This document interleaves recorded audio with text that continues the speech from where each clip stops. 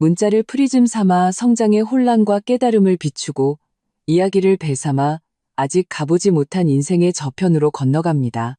오늘 소개해드릴 이야기는 바로 이것입니다. 지금 이 순간 나는 내 인생에서 지금껏 가장 중요한 무대 위에 서 있었다. 5조 원 규모의 글로벌 합작 프로젝트 계약 체결식. 현장의 크리스탈 샹들리에에서 쏟아지는 빛이 거대한 연회장을 대나처럼 환하게 비추고 있었다. 매끄러운 대리석 바닥에는 수많은 인형이 비쳤고 공기 중에는 샴페인의 달콤함과 고급 향수의 풍요로운 향기가 감돌았다. 각계 언론사들은 저마다 대포 같은 카메라를 설치하고 그 렌즈의 초점은 주석단, 짙은 와인색 벨벳이 깔린 계약 테이블에 모여 있었다. 테이블 위에는 내 일련의 심혈이 고스란히 담긴 계약서가 마지막 서명을 조용히 기다리고 있었다. 나는 이 프로젝트의 이측 총책임자 윤서아다. 프로젝트 구상부터 기술 개발, 고객 응대, 조항 협상에 이르기까지 모든 과정에 나의 땀과 지혜가 스며 있었다. 꼬박 300여일 밤낮으로 시금을 전폐하고 수없이 새벽까지 이어진 화상회의를 거친 끝에야 오늘 이 모든 것이 결실을 맺는 순간을 맞이할 수 있었다. 내 남편 박지우는 명목상의 특별 보좌관으로서 그럴듯한 모습으로 우리 팀에 섞여 있었다. 얼굴에는 마치 모든 공이 자기 것인 양 거만한 미소를 띠고 있었다. 하지만 나는 알고 있었다. 그 값비싼 아르마니 수트 아래에는 시댁의 과보호 속에서 자라 눈만 높고 실력은 없는 영혼이 숨겨져 있다는 것을. 이 프로젝트에서 그는 초기에 집안의 보잘것없는 인맥을 동원해 형식적인 만남을 한번 주선한 것 외에는 거의 모든 실질적인 업무에 아무런 기여도 하지 않았다. 그것마저도 나중에 빌미로 삼아 상당한 소개비를 요구했다. 시어머니 김영자 여사는 일찌감치 소문을 내고 다녔다. 이 프로젝트가 성공한 것은 전부 자기 아들이 능력이 있고 인맥이 넓은 덕분이라고. 시어머니를 생각하니 귀빈석 첫 줄에 앉아있는 그녀의 모습이 눈꼬리에 스쳤다. 오늘 그녀는 특별히 화려한 자주색 실크 한복을 차려입고 목에는 만나는 사람마다 자랑하는 집안의 가보라는 비취 목걸이를 걸고 있었다. 머리는 한 올에 흐트러짐 없이 빗어 넘겼고 얼굴에는 감출 수 없는 더위와 흥분이 가득했다. 마치 오늘 행사의 주인공이 실제 책임자인 내가 아니라 자신인 것처럼. 사회자가 열정적인 목소리로 프로젝트의 배경과 중대한 의미를 소개하고 있었다. 내 시선은 자연스레 갑 측 좌석 중앙에 앉아있는 한 중년 신사에게로 향했다. 갑측 그룹의 회장님이자 이번 협력의 가장 핵심적인 결정권자였다. 그는 근엄한 표정으로 위엄히 서려 있었지만 나를 향한 눈빛에는 쉽게 알아차리기 힘든 온화함이 담겨 있었다. 심장이 가슴속에서 힘차게 뛰었다. 긴장감도 있었지만 수학을 앞둔 흥분과 기쁨이 더 컸다. 이 서명만 마치면 내 커리어의 정점을 찍는 순간일 뿐만 아니라 막대한 보너스와 헤아릴 수 없는 업계의 위상을 가져다 줄 것이다. 나는 벌써 그 돈으로 묵묵히 나를 지지해 주신 부모님께 강남의 더 큰 아파트를 사드릴 계획까지 세우고 있었다. 그럼 다음으로 저희 을 측의 프로젝트 총책임자 윤서아 상무님의 축사가 있겠습니다. 사회자의 목소리에 나는 현실로 돌아왔다. 깊게 숨을 들이마시고 품위 있고 자신감 넘치는 미소를 지으며 연단을 향해 천천히 걸어갔다. 마이크 높이를 조절하고 이 길고 험난했던 여정의 소회와 영광을 나누려 입을 여는 순간이었다. 갑자기 한 인형이 귀빈석에서 튀어나와 그 나이와 옷차림에 전혀 어울리지 않는 속도로 주석단을 향해 돌진했다. 시어머니였다. 장내의 모든 사람이 순간 멍해졌고 사회자조차 그녀를 막을 생각을 못했다. 모든 카메라 렌즈가 순식간에 나에게서 그녀에게로 향했다. 내가 무슨 일인지 파악하기도 전에 시어머니 김영자 여사는 이미 내 앞까지 달려와 있었다. 흥분과 질주로 인해 그녀의 뺨은 비정상적으로 붉었고 가슴은 격렬하게 오르내렸다. 그녀는 새빨간 매니큐어를 칠한 손가락을 뻗어 내 코끝을 찌를 듯이 겨누며 회장의 정적을 깨는 날카로운 목소리로 소리쳤다. 윤서아, 이 은혜도 모르는 년. 나는 완전히 얼어붙었다. 머릿속이 하얘졌다. 객석에서는 억눌린 경악과 수군거림이 터져나왔. 어머니, 지금 뭐 하시는 거예요? 여긴 계약식장이에요. 나는 침착함을 유지하려 했으며 낮은 목소리로 상황을 주지시켰다. 어머니라고 부르지 마. 너 같은 건 내 며느리도 아니야. 시어머니의 목소리는 한 옥타브 더 높아졌고 분노로 일그러진 얼굴 근육 때문에 그 빛이 목걸이마저 흉측해 보였다. 네가 뭐라도 되는 줄 알아? 내 아들 박지훈 아니었으면 네가 오늘 이 자리에 설 수 있었을 것 같아? 어디서 건방지게 축사를 해. 응. 그녀의 침방울이 거의 내 얼굴에 튈 뻔했다. 똑똑히 들어, 윤서아. 이 프로젝트가 성사된 건 전부 내 아들이 동분서주하며 인맥 찾고 길을 튼 덕분이야. 넌 잔머리 굴려서 내 아들 공이나 가로챌 줄 알았지? 뭘 했는데? 넌 그냥 내 아들 덕에 호강하는 거머리일 뿐이라고? 나는 분노로 온몸이 떨렸다. 피가 머리끝까지 솟았다가 순식간에 얼어붙는 것 같았다. 객석에 있는 박지훈이 보였다. 그의 얼굴에는 처음엔 당황한 기색이 스치더니 이내 일말의 죄책감과 암묵적인 동의의 표정이 떠올랐다. 그는 심지어 즉시 올라와 자기 어머니를 말릴 생각조차 없어 보였다. 내 마음은 얼음 동굴에 처박힌 듯했다. 어머니, 제발 진정하세요. 이 프로젝트는 내가 해명하려 했을 때 목소리는 극도의 분노와 수치심으로 미세하게 떨렸다. 짝. 그녀는 크고 뜨거운 손으로 내 왼쪽 뺨을 무자비하게 후려쳤다. 시간이 그 순간 멈춘 것 같았다. 연회장 안은 쥐 죽은 듯 고요했고 오직 그 뺨 맞는 소리의 메아리만이 공기 중에 진동했다. 내 얼굴은 불이 붙은 듯 화끈거렸고 귓가에서는 윙윙거리는 소리가 났다. 나는 믿을 수 없다는 듯 눈앞에 미친 사람 같은 늙은 여인을 바라보았다. 태어나서 지금까지 우리 부모님조차 내게 손가락 하나 댄 적이 없었다. 나를 때린 시어머니의 손은 미세하게 떨리고 있었지만 눈빛의 악독함과 쾌감은 조금도 숨기지 않았다. 그녀는 장내의 모든 사람이 이 갑작스러운 장면에 충격받은 틈을 타 온 힘을 다해 가장 악독한 선언을 내뱉었다. 똑똑히 들어, 윤서아. 주제 파악 좀 해. 어서 이 계약서에 도장 찍어. 이 5조 원은 전부 내 아들 공이니까. 계약 끝나면 당장 내 아들이랑 이혼하고 위자료 한 푼 없이 맨몸으로 나가. 너 같은 여자는 내 아들한테 과분해. 알았어? 우리 박씨 집안에서 당장 꺼져. 이혼. 맨몸으로 나가라고. 나는 뺨을 감싸쥔 채 선명한 손자국과 타는 듯한 통증을 느꼈다. 그 통증은 마치 번개처럼 이 결혼과 이 가족에 대한 내 마음속 마지막 환상과 미련을 산산조각냈다. 5년간의 결혼 생활 동안 겪었던 온갖 서러움, 인내, 헌신이 당연하게 여겨지고 공을 빼앗겼던 장면들이 파도처럼 밀려왔다. 나는 박지훈을 보았다. 그는 그제야 정신을 차린 듯 얼굴에 당황한 기색이 스쳤지만 여전히 어머니를 제지하러 나서지 않았다. 오히려 눈빛을 피하며 무언가 저울질하는 듯했다. 나는 깨달았다. 이 모든 것은 어쩌면 그와 그의 가족이 암묵적으로 동의했거나 심지어 방관한 일일지도 모른다. 그들은 나의 마지막 가치까지 짜낸 후 쓰레기처럼 나를 버릴 생각이었던 것이다. 비통함, 굴욕, 배신감, 황당함. 온갖 감정이 내 가슴 속에서 들끓었다. 그러나 극한의 분노 뒤에는 오히려 기이한 평온함이 찾아왔다.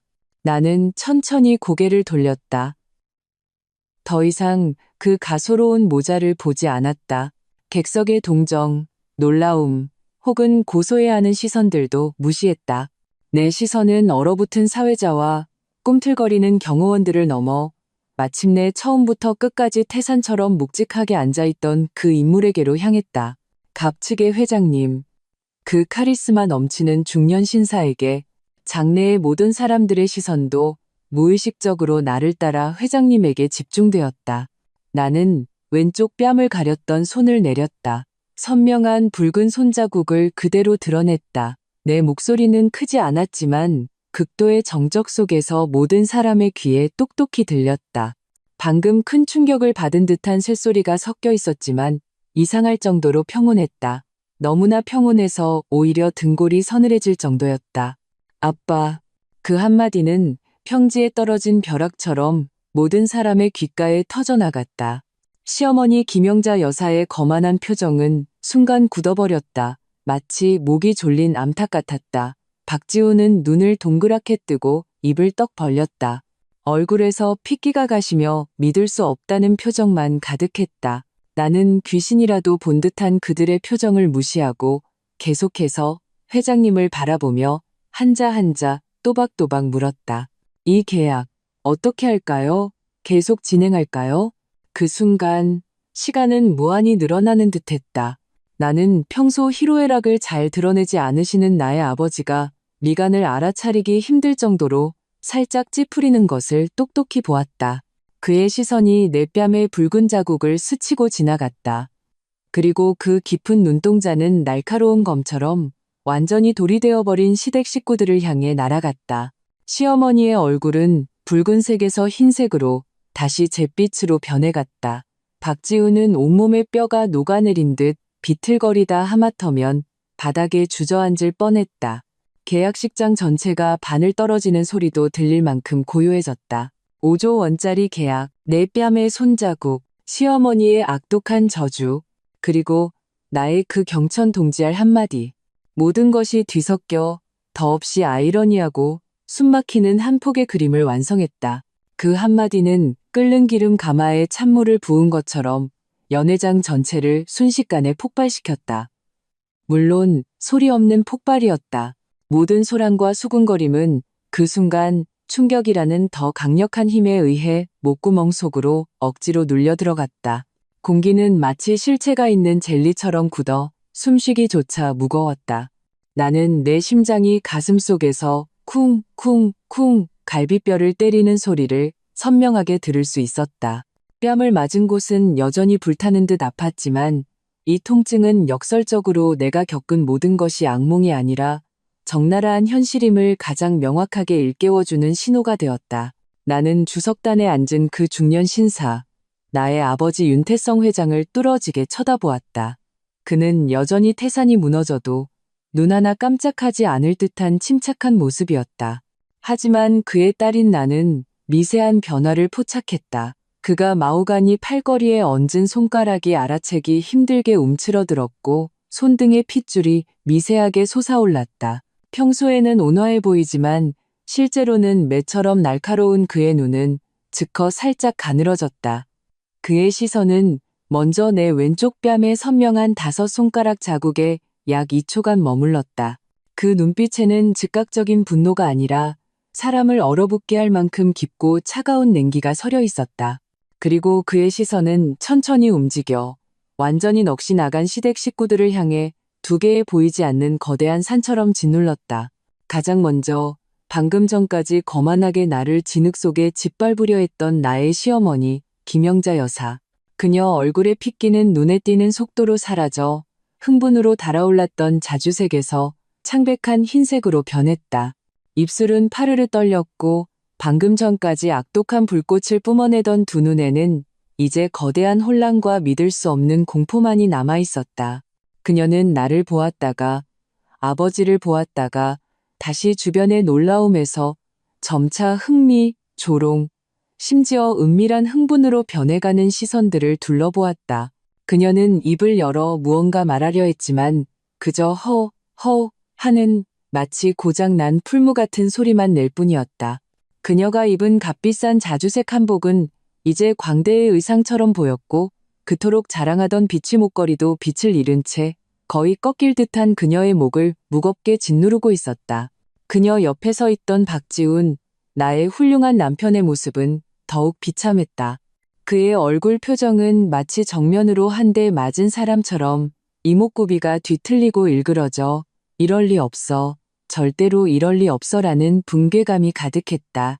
그의 몸이 휘청거리자 그는 무의식적으로 손을 뻗어 옆에 연단을 붙잡으려 했지만 헛손질을 하며 하마터면 넘어질 뻔했다. 그가 나를 보는 눈빛에는 극도의 혼란, 공포, 그리고 일말에 속았다는 분노가 담겨 있었다.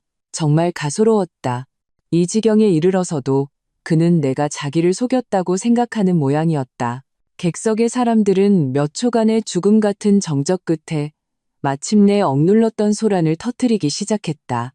아무도 감히 큰 소리로 떠들지는 못했지만 윙윙거리는 의논 소리가 파도처럼 퍼져나갔다. 기자들이 가장 흥분했다. 카메라 렌즈는 미친 듯이 내 얼굴, 아버지의 얼굴, 그리고 시댁 식구들의 창백한 얼굴을 오가며 촬영했다. 플래시는 상황을 가리지 않고 펑펑 터지며 도시 전체의 여론을 폭발시킬 이 극적인 장면을 기록했다. 내일 뉴스 헤드라인이 얼마나 선정적일지 상상조차 할 수 없었다. 세상에, 윤상무가 회장님을 아빠라고 불렀어. 내가 잘못 들은 거 아니지? 이게 대체 무슨 상황이야? 박씨 집안, 이번에 제대로 철판 밟았네. 그것도 티타늄 합금으로 된 철판을. 5조 원짜리 계약인데. 이야, 이거 재밌어지네. 빨리 찍어, 다각도로. 이건 천재일호의 대형 뉴스라고. 이런 자잘한 소리들이 바늘처럼 촘촘히 박씨 모자에 흔들리는 신경을 찔렀다. 사회자는 완전히 굳어버려 마이크를 든 채 입을 벌리고 나무 인형처럼 서 있었다. 그의 직업적 소양으로는 눈앞에 이 완전히 절차를 벗어난 돌발 상황을 처리할 수 없었던 것이다. 시간이 1분 1초 흘러갔다. 아버지는 여전히 말이 없었다. 그는 그저 그 차가운 심사하는 듯한 눈빛으로 시어머니와 박지훈을 꼼짝 못하게 응시하고 있었다. 이 침묵은 어떤 거친 질책보다도 더 큰 압박감을 주었다. 그는 마치 공개적인 능지처참을 집행하는 것 같았다. 매초의 흐름이 박씨 집안의 그 가련한 자존심과 위선적인 가면을 벗겨내고 있었다. 마침내 박지훈이 이 끔찍한 압박감을 견디지 못한 듯 보였다. 그는 앞으로 한 걸음 다가서며 우는 것보다 더 보기 흉한 미소를 쥐어짰다. 목소리는 떨리고 있었다. 회장님, 이건 다 오해입니다. 그냥 오해예요. 제 어머니가 일부러 그런 게 아니라 너무 흥분해서. 서아야, 어서 설명 좀 해봐. 그는 애원하는 듯한 구조 요청의 눈빛을 내게 보냈다. 오해? 내 마음속으로 냉소가 흘렀다. 그 뺨 한 대가 오해라고? 내 아들 아니었으면 내까짓 게 뭔데라는 말이 오해라고? 계약 끝나면 당장 이혼하고 맨몸으로 나가라는 말이 오해라고? 5년간 박씨 집안에서 소처럼 일하고 공을 빼앗기고 온갖 서러움을 당한 것이 전부 오해라고? 나는 그를 보지 않았다. 내 시선은 여전히 아버지에게 머물러 있었다. 나는 그의 판결을 기다리고 있었다. 이 프로젝트는 회사의 프로젝트이자 아버지가 나를 시험하는 프로젝트였다. 이제 그것이 나의 실패한 결혼과 이렇게나 황당하게 뒤엉켜버렸다. 마침내 박지훈이 거의 탈진할 지경에 이르렀을 때 아버지가 움직였다. 그는 박지훈의 그 창백하고 무력한 변명에 아랑곳하지 않았다. 심지어 그들을 다시 쳐다보지도 않았다. 그는 천천히 고개를 돌려 시선을 다시 내게로 옮겼다. 눈 속의 냉기가 조금 가시고 그 자리에는 복잡한 감정이 들어섰다. 염려, 물음, 그리고 네가 결정하라는 듯한 의미가 담겨 있었다. 그는 살짝 고개를 돌려 그림자처럼 그의 뒤에 서 있던 마찬가지로 표정 변화가 없던 최 실장에게 나지막이 무언가 지시했다. 최 실장은 즉시 고개를 끄덕이고 완전히 굳어버린 사회자에게 다가가 몇 마디 속삭였다. 사회자는 꿈에서 깨어난 듯 얼굴에 직업적인 평정을 되찾았지만 목소리에는 여전히 알아채기 힘든 떨림이 섞여 있었다. 그는 마이크를 들고 자신의 목소리가 평온하게 들리도록 노력하며 말했다. 귀빈 여러분, 그리고 언론인 여러분, 대단히 죄송합니다. 계약 체결식에 약간의 예기치 못한 상황이 발생하여 잠시 중단하고 정리할 필요가 생겼습니다. 잠시 휴식을 취해 주시기 바랍니다. 저희가 다과를 준비했으니 옆에 라운지로 이동해 주시면 감사하겠습니다. 추후 일정은 다시 공지해 드리겠습니다. 불편을 드려 대단히 죄송합니다. 계약식 중단. 이 소식은 두 번째 거대한 망치처럼 박씨 모자의 심장을 내리쳤다. 시어머니 김영자 여사는 다리에 힘이 풀려 박지훈이 황급히 붙잡지 않았다면 바닥에 주저앉을 뻔했다. 5조 원. 5조 원짜리 계약이 자신의 뺨 한 대, 자신의 그 몇 마디 외침 때문에 날아갈 수도 있다는 사실. 이 인식은 어떤 수치심보다도 그녀를 더 큰 공포에 떨게 했다. 경호원들이 예의 바르지만 단호하게 귀빈들을 퇴장시키기 시작했다. 귀빈들은 아쉬워하면서도 복잡한 표정으로 연회장을 향해 걸어갔다. 기자들은 정중하게 당분간 어떤 인터뷰도 받지 않겠다는 통보를 받았다. 곧 왁자지껄하고 성대했던 주 연회장은 텅 비게 되었다. 남은 것은 나의 아버지와 그의 비서, 그리고 잿빛 얼굴로 도살장에 양처럼 서 있는 박씨 모자뿐이었다. 그리고 몇몇 회사 고위 임원들이 멀찍이 서서 서로 얼굴만 쳐다보며 감히 다가오지 못했다. 공기는 다시 얼어붙었다. 하지만 이번에는 심판의 의미를 담은 응고였다. 아버지는 그제야 천천히 자리에서 일어섰다. 그는 키가 크고 비록 지천명을 넘었지만 오랜 세월 높은 자리에 있으면서 길러진 기세는 그의 한 걸음 한 걸음에 보이지 않는 압력을 실었다. 그는 박씨 모자에게로 가지 않고 곧장 나에게로 걸어왔다. 그는 내 앞에 멈춰서서 손가락 끝으로 아직 붉게 부어오른 내 뺨을 아주 부드럽게 건드렸다. 목소리는 낮고 명백한 마음의 아픔과 분노가 담겨 있었다. 아프냐? 그 간단한 두 글자에 내가 억지로 버티고 있던 강인함이 순식간에 무너질 뻔했다. 눈시울이 확 뜨거워졌다. 나는 힘껏 눈을 깜빡여 그 시큰함을 억지로 밀어냈다. 고개를 저었다. 괜찮아요. 아버지는 고개를 끄덕이고 내 몸의 정장을 훑어보며 얼굴 외에 다른 곳은 다치지 않았는지 확인했다. 그러고 나서야 마침내 몸을 돌려 거의 한 덩어리로 쪼그라들 것 같은 그 모자를 정면으로 마주했다. 그의 얼굴에는 아무 표정도 없었지만 그 두 눈은 마치 폭풍전야의 심해처럼 깊었다. 박지훈 씨, 그가 입을 열었다. 목소리는 크지 않았지만 텅 빈 홀에 선명하게 울려 퍼졌다. 차가운 예의가 담겨 있었다. 이 예의는 직접적인 분노의 욕설보다 더 사람을 오싹하게 했다. 김영자 여사님. 그는 장모님 같은 호칭을 쓰지 않고 가장 거리감 있고 공식적인 씨, 여사님을 사용했다. 박지훈은 온몸을 떨며 거의 조건반사적으로 딱딱하게 대답했다. 네, 회장님. 시어머니 김영자 여사는 입술만 파르르 떨 뿐 한마디도 하지 못했다. 설명이 필요할 것 같군요. 아버지의 목소리는 무서울 정도로 평온했다. 방금 이곳에서 일어난 모든 일에 대해서, 그리고 당신들이 내 딸 윤서아에게, 그리고 나 윤태성의 딸에게 한 모든 짓에 대해서 말입니다. 나 윤태성의 딸이라는 몇 글자에 그는 힘을 주어 말했다. 마치 무거운 망치처럼 박씨 모자의 심장을 내리쳤다. 박지훈의 얼굴은 이제 창백함을 넘어 거의 잿빛에 가까웠다.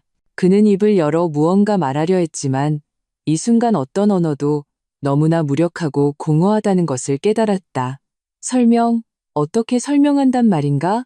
자기 어머니가 왜 미쳐 날뛰었는지, 왜 그들이 나를 맨몸으로 쫓아내려 했는지, 어떻게 그들이 눈뜬장님처럼 갑측 회장의 외동딸을 마음대로 주무르고 가치를 짜낸 후 걷어찰 수 있는 하찮은 존재로 여겼는지.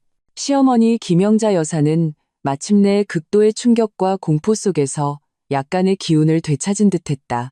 그녀는 박지훈의 팔을 꽉 잡으며 마치 마지막 구명다처라도 잡는 듯 울먹이며 뒤죽박죽 말했다. 사돈. 아니, 회장님. 오해입니다. 천만부당한 오해예요. 저는 정말 서아가 따님인 줄 몰랐습니다. 알았다면 제게 간이 100개라도 감히 그러지 못했을 겁니다. 저는 그저 잠시 정신이 나갔던 거예요. 귀신에 씌었나 봐요. 저는 우리 지훈이가 안쓰러워서요?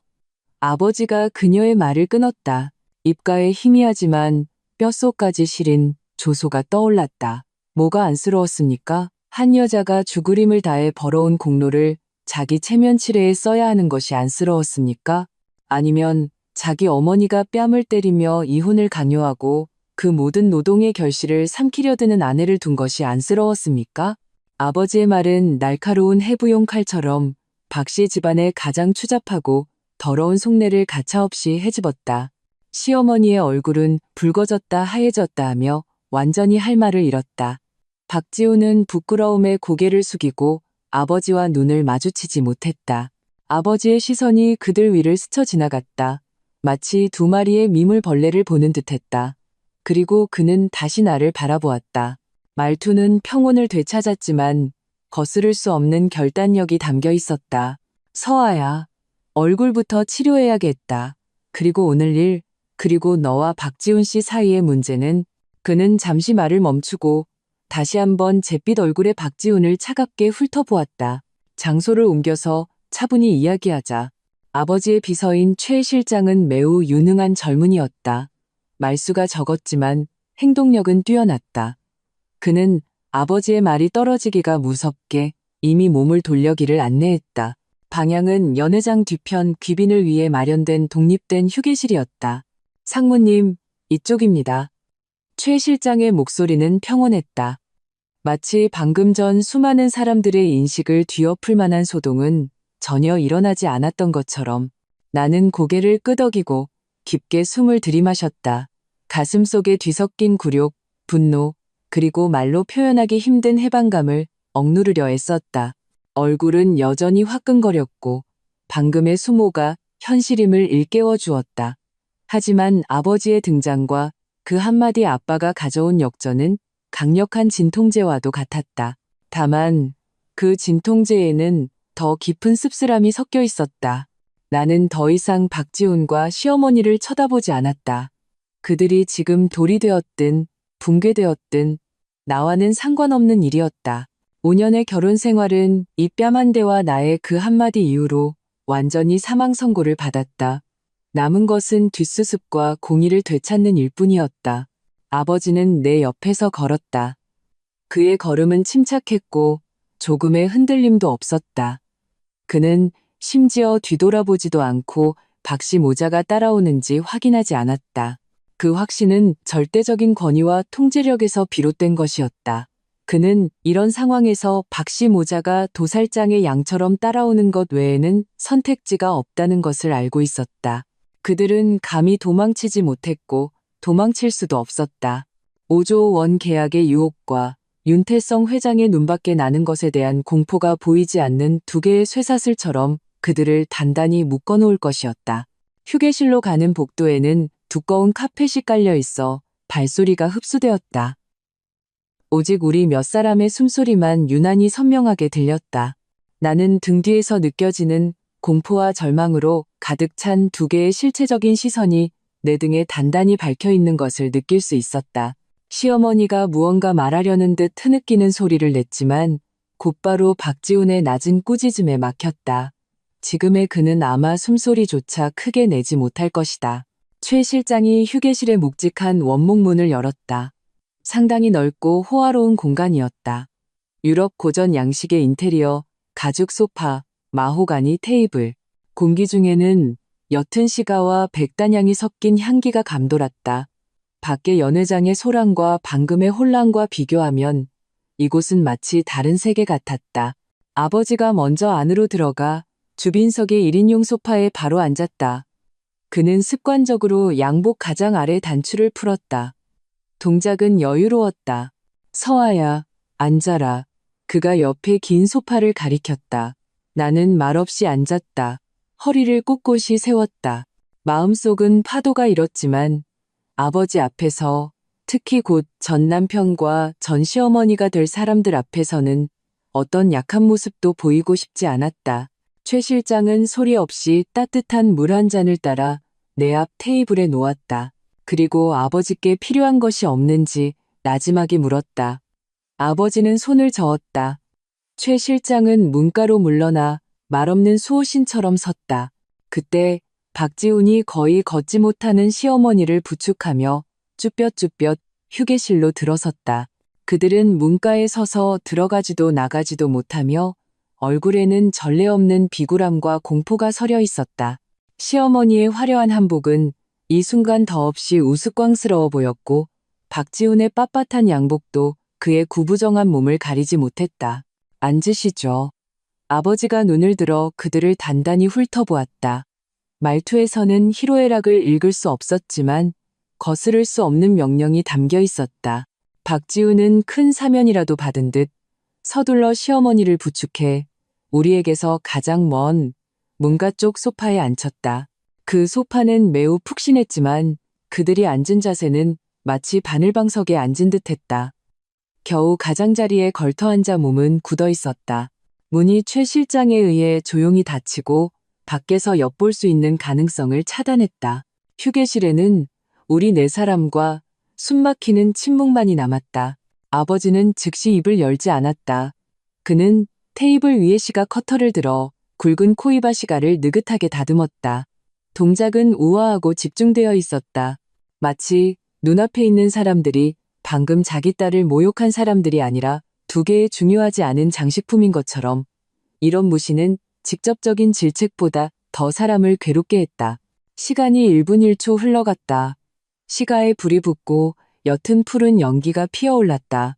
아버지는 한 모금 빨고 천천히 연기를 내뿜었다. 그의 시선은 그제야 연기를 뚫고 여전히 붉게 부어오른 내 얼굴에 닿았다. 최 실장.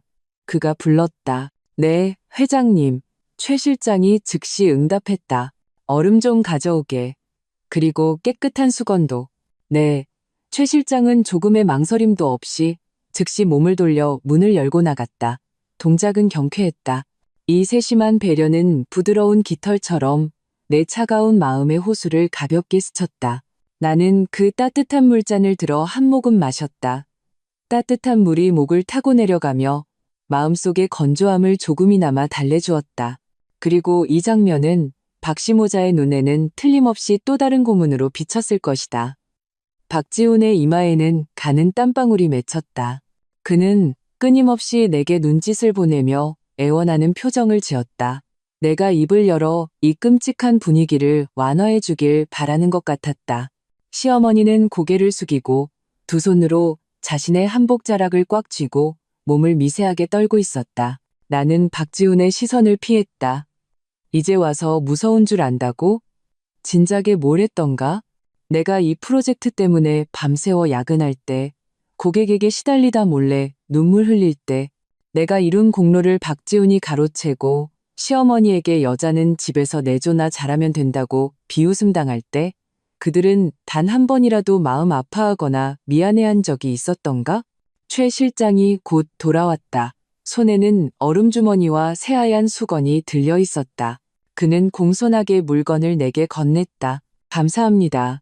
나는 나지막이 인사하고 얼음주머니를 받아 수건으로 감싸 왼쪽 뺨에 가볍게 댔다. 차가운 감촉이 화끈거리는 통증을 즉시 완화해 주었고 내 머리도 더욱 맑아졌다. 아버지는 내가 얼음찜질을 하는 것을 보고 나서야 시선을 바늘방석에 앉은 듯한 박씨 모자에게로 정식으로 돌렸다. 그의 눈빛은 평온했지만 그 평온함 아래에는 바닥을 알 수 없는 차가운 심연이 있었다. 자, 아버지가 입을 열었다. 목소리는 높지 않았지만 마치 무거운 망치처럼 각자의 심장을 때렸다. 박지훈 씨, 김영자 여사님, 이제 제대로 이야기해 봅시다. 그는 잠시 말을 멈추고 시가를 한 모금 빨았다. 계속해서 그 변화 없는 어조로 물었다. 우선 두 분께 묻고 싶군요. 아까 계약식에서 김영자 여사님이 제 딸 윤서아에 대해 한 비난, 내 아들 아니었으면 내까지 게 뭔데라든가, 계약 끝나면 당장 이혼하고 맨몸으로 나가라는 등의 발언은 무슨 근거로 하신 겁니까? 다시 말해 박지훈 씨는 이 5조 원짜리 미래항해 프로젝트에서 대체 어떤 대체 불가능한 핵심적인 기여를 하셨기에 당신의 어머님께서 제 딸이 당신 덕을 봤다고 생각하시는 겁니까? 아버지의 질문은 직접적이고 날카로웠으며 핵심을 찔렀다. 그는 그 뺨 한 대 자체에는 연연하지 않았다. 그것은 이미 명백한 폭력 행위였다. 대신 박씨 집안이 늘 자랑스럽게 떠벌리고 다니던, 그리고 그들이 나를 쥐고 흔들려 했던 가장 큰 카드인 공로의 귀속 문제부터 파고들었다. 박지훈의 얼굴은 순식간에 돼지간색처럼 변했다. 입술을 파르르 떨며 한참 동안 한마디도 하지 못했다. 그가 무슨 기여를 했단 말인가? 초기에 그 보잘것없는 인맥 속에? 아니면 나중에 가족이라는 명분으로 몇 번 따라다닌 술자리에서 허풍을 떤 것? 이런 것들은 평소에 자기 어머니나 사정을 모르는 외부 사람들을 속이는 데는 통했을지 몰라도 이 프로젝트의 최종 결정권자이자 전체 진행 상황을 송금 보듯 꿰뚫고 있는 갑측 회장님 앞에서는 그야말로 터무니없는 변명에 불과했다. 시어머니 김영자 여사는 그러나 마지막 지푸라기라도 잡은 듯 갑자기 고개를 들었다. 목소리는 떨렸지만 그래도 먼저 나서서 말했다. 회장님, 우리 지훈이도 이 프로젝트를 위해서 정말 많이 노력했어요. 그 애가 처음에 얼마나 많은 인맥을 동원해서 아니, 윤상무님 선을 연결해줬는데요. 그 후에도 자주 윤상무님이랑 같이 접대하고 힘을 많이 썼어요. 우리 지훈이 아니었으면 이 프로젝트가 이렇게 순조롭진 않았을 거예요. 그녀의 말은 힘이 없었고 심지어 그녀 스스로도 말하면서 자신감이 없어 보였다. 아버지는 그 말을 듣고 입가에 조롱 섞인 곡선이 더 깊어졌다. 그는 시어머니를 보지 않고 톱날 같은 시선으로 박지훈을 응시했다. 오, 그렇습니까? 박지훈 씨, 김영자 여사님께서 그렇게 말씀하시니 제가 직접 자세히 듣고 싶군요. 구체적으로 어떤 인맥을 동원하셨고 어떤 라인을 연결하셨습니까? 프로젝트 추진 과정에서 어떤 핵심 협상에 참여하셨고 어떤 중요한 기술적 난제를 해결하셨습니까? 혹은 프로젝트에 어떤 추가적이고 결정적인 자원을 가져오셨습니까? 아버지가 한마디씩 물을 때마다 박지훈의 고개는 한 뼘씩 더 숙여졌다. 이 질문들 그는 하나도 대답할 수 없었다.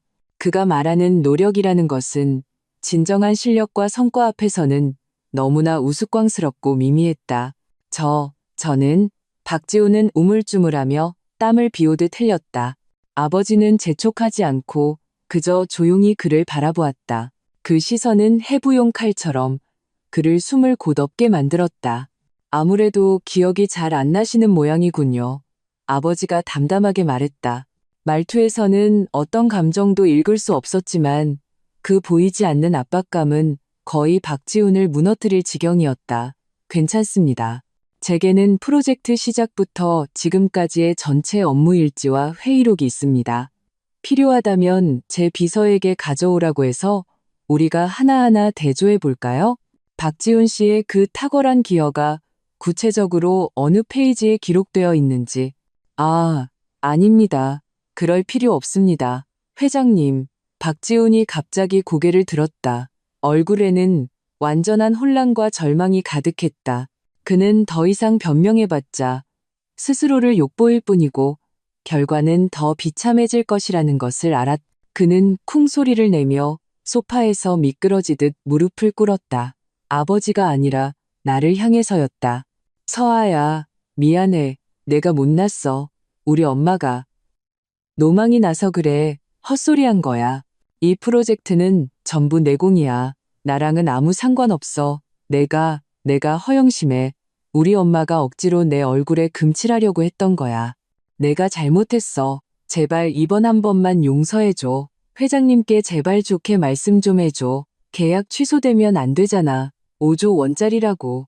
예전에 내 앞에서 항상 약간의 우월감을 가지고 있던 그 남자가 지금은 아무런 존엄도 없이 바닥에 엎드려 눈물 콧물을 흘리며 애원하는 모습을 보니 내 마음에는 어떤 동요도 잃지 않았다.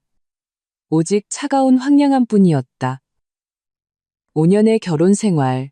내가 이런 책임감도 없고 결정적인 순간에는 책임을 떠넘기기만 하는 남자와 5년간 한 침대에서 잤다니 정말이지 크나큰 아이러니였다. 시어머니는 아들이 무릎을 꿇는 것을 보고 당황해서 따라 울기 시작했다. 서아야, 우리 착한 며느리. 엄마가 잘못했다. 엄마가 늙어서 정신이 오락가락했어. 엄마가 널 때리면 안 됐는데 엄마가 사과할게. 네가 날 다시 때려? 네가 엄마 몇 대 때려서 화 풀어. 제발 엄마 이 늙은이 때문에 큰일 그르치지 마라. 너희 부부가 몇 년을 같이 살았는데 무슨 말을 못하겠니? 왜 이혼까지 하려고 해? 그들이 걱정하는 것은 결코 나의 감정이나 그들이 내게 준 상처가 아니었다. 오직 그 5조 원짜리 계약, 그들의 이익이 손상될까 하는 것뿐이었다. 아버지는 이 서툰 연기를 차갑게 지켜보다가 그들의 울음소리가 조금 잦아들자 천천히 입을 열었다. 목소리에는 거스를 수 없는 냉기가 담겨 있었다. 그럼 두 분 말씀대로라면 이전에 제 딸의 공로를 가로챈 것은 허영심과 노망 때문이었고, 그렇다면 계약식 같은 공개적인 자리에서 공공연하게 제 딸을 모욕하고 폭행하고 계약서에 서명한 후 이혼하고 맨몸으로 나가라고 협박한 행위는 뭐라고 불러야 할까요? 아버지의 시선이 다시 얼음주머니를 대고 있는 내 얼굴에 닿았다. 내가 윤태성의 딸이 우습게 보였습니까? 마지막 세 글자에 그는 힘을 주어 말했다. 휴게실의 온도는 마치 순간적으로 영하로 떨어진 듯했다. 박지훈과 시어머니의 울음소리는 갑자기 멈췄다. 얼굴에는 끝없는 공포만이 남았다. 그들은 마침내 문제의 심각성이 자신들의 상상을 훨씬 뛰어넘었다는 것을 깨달았다. 이것은 단순히 공로 기속의 문제가 아니었고 5조 원 계약의 문제만도 아니었다. 이것은 윤태성의 권위에 대한 도전이자 그의 딸의 존엄에 대한 짓밟음이었다. 아버지의 그 한마디, 내가 윤태성의 딸이 우습게 보였습니까? 는 마치 천둥처럼 호화롭고 조용한 휴게실 안에서 터져나갔다. 그 여운은 박시모자의 혼을 앗아갈 듯 울려 퍼졌다. 무릎 꿇고 있던 박지훈의 몸이 격렬하게 떨리기 시작했다. 더 이상 연기가 아니었다. 영혼 깊은 곳에서 우러나오는 공포였다. 시어머니 김영자 여사의 울음소리는 목구멍에 걸려 마치 목이 졸린 듯한 기이한 흐느낌으로 변했다. 그들은 마침내 자신들이 건드린 것이 단순히 며느리 윤서아가 아니라 그 뒤에 있는 자신들이 감히 흔들 수 없는 거대한 산이라는 것을 명확히 인식했다. 아, 아닙니다. 감히요 회장님. 저희는 절대로 그런 뜻이 아니었습니다. 박지훈은 거의 바닥에 엎드리다시피 하며 울먹이는 목소리로 뒤죽박죽 말했다. 저희가 눈이 멀었습니다. 저희가 미쳤었습니다. 저희가 죽을 죄를 지었습니다. 시어머니도 정신을 차리고 소파에서 굴러내려와 아들과 함께 무릎을 꿇었다. 나를 향해 쿵쿵 소리를 내며 머리를 조아렸다. 카펫이 부드러워 소리는 나지 않았지만 그 자세는 더없이 비굴했다. 서아야, 윤 상무님, 저희가 잘못했습니다. 저희가 머리 숙여 사죄합니다. 부디 너그러이 용서해 주십시오. 계약은 취소되면 안 됩니다. 그건 당신의 심혈이잖아요.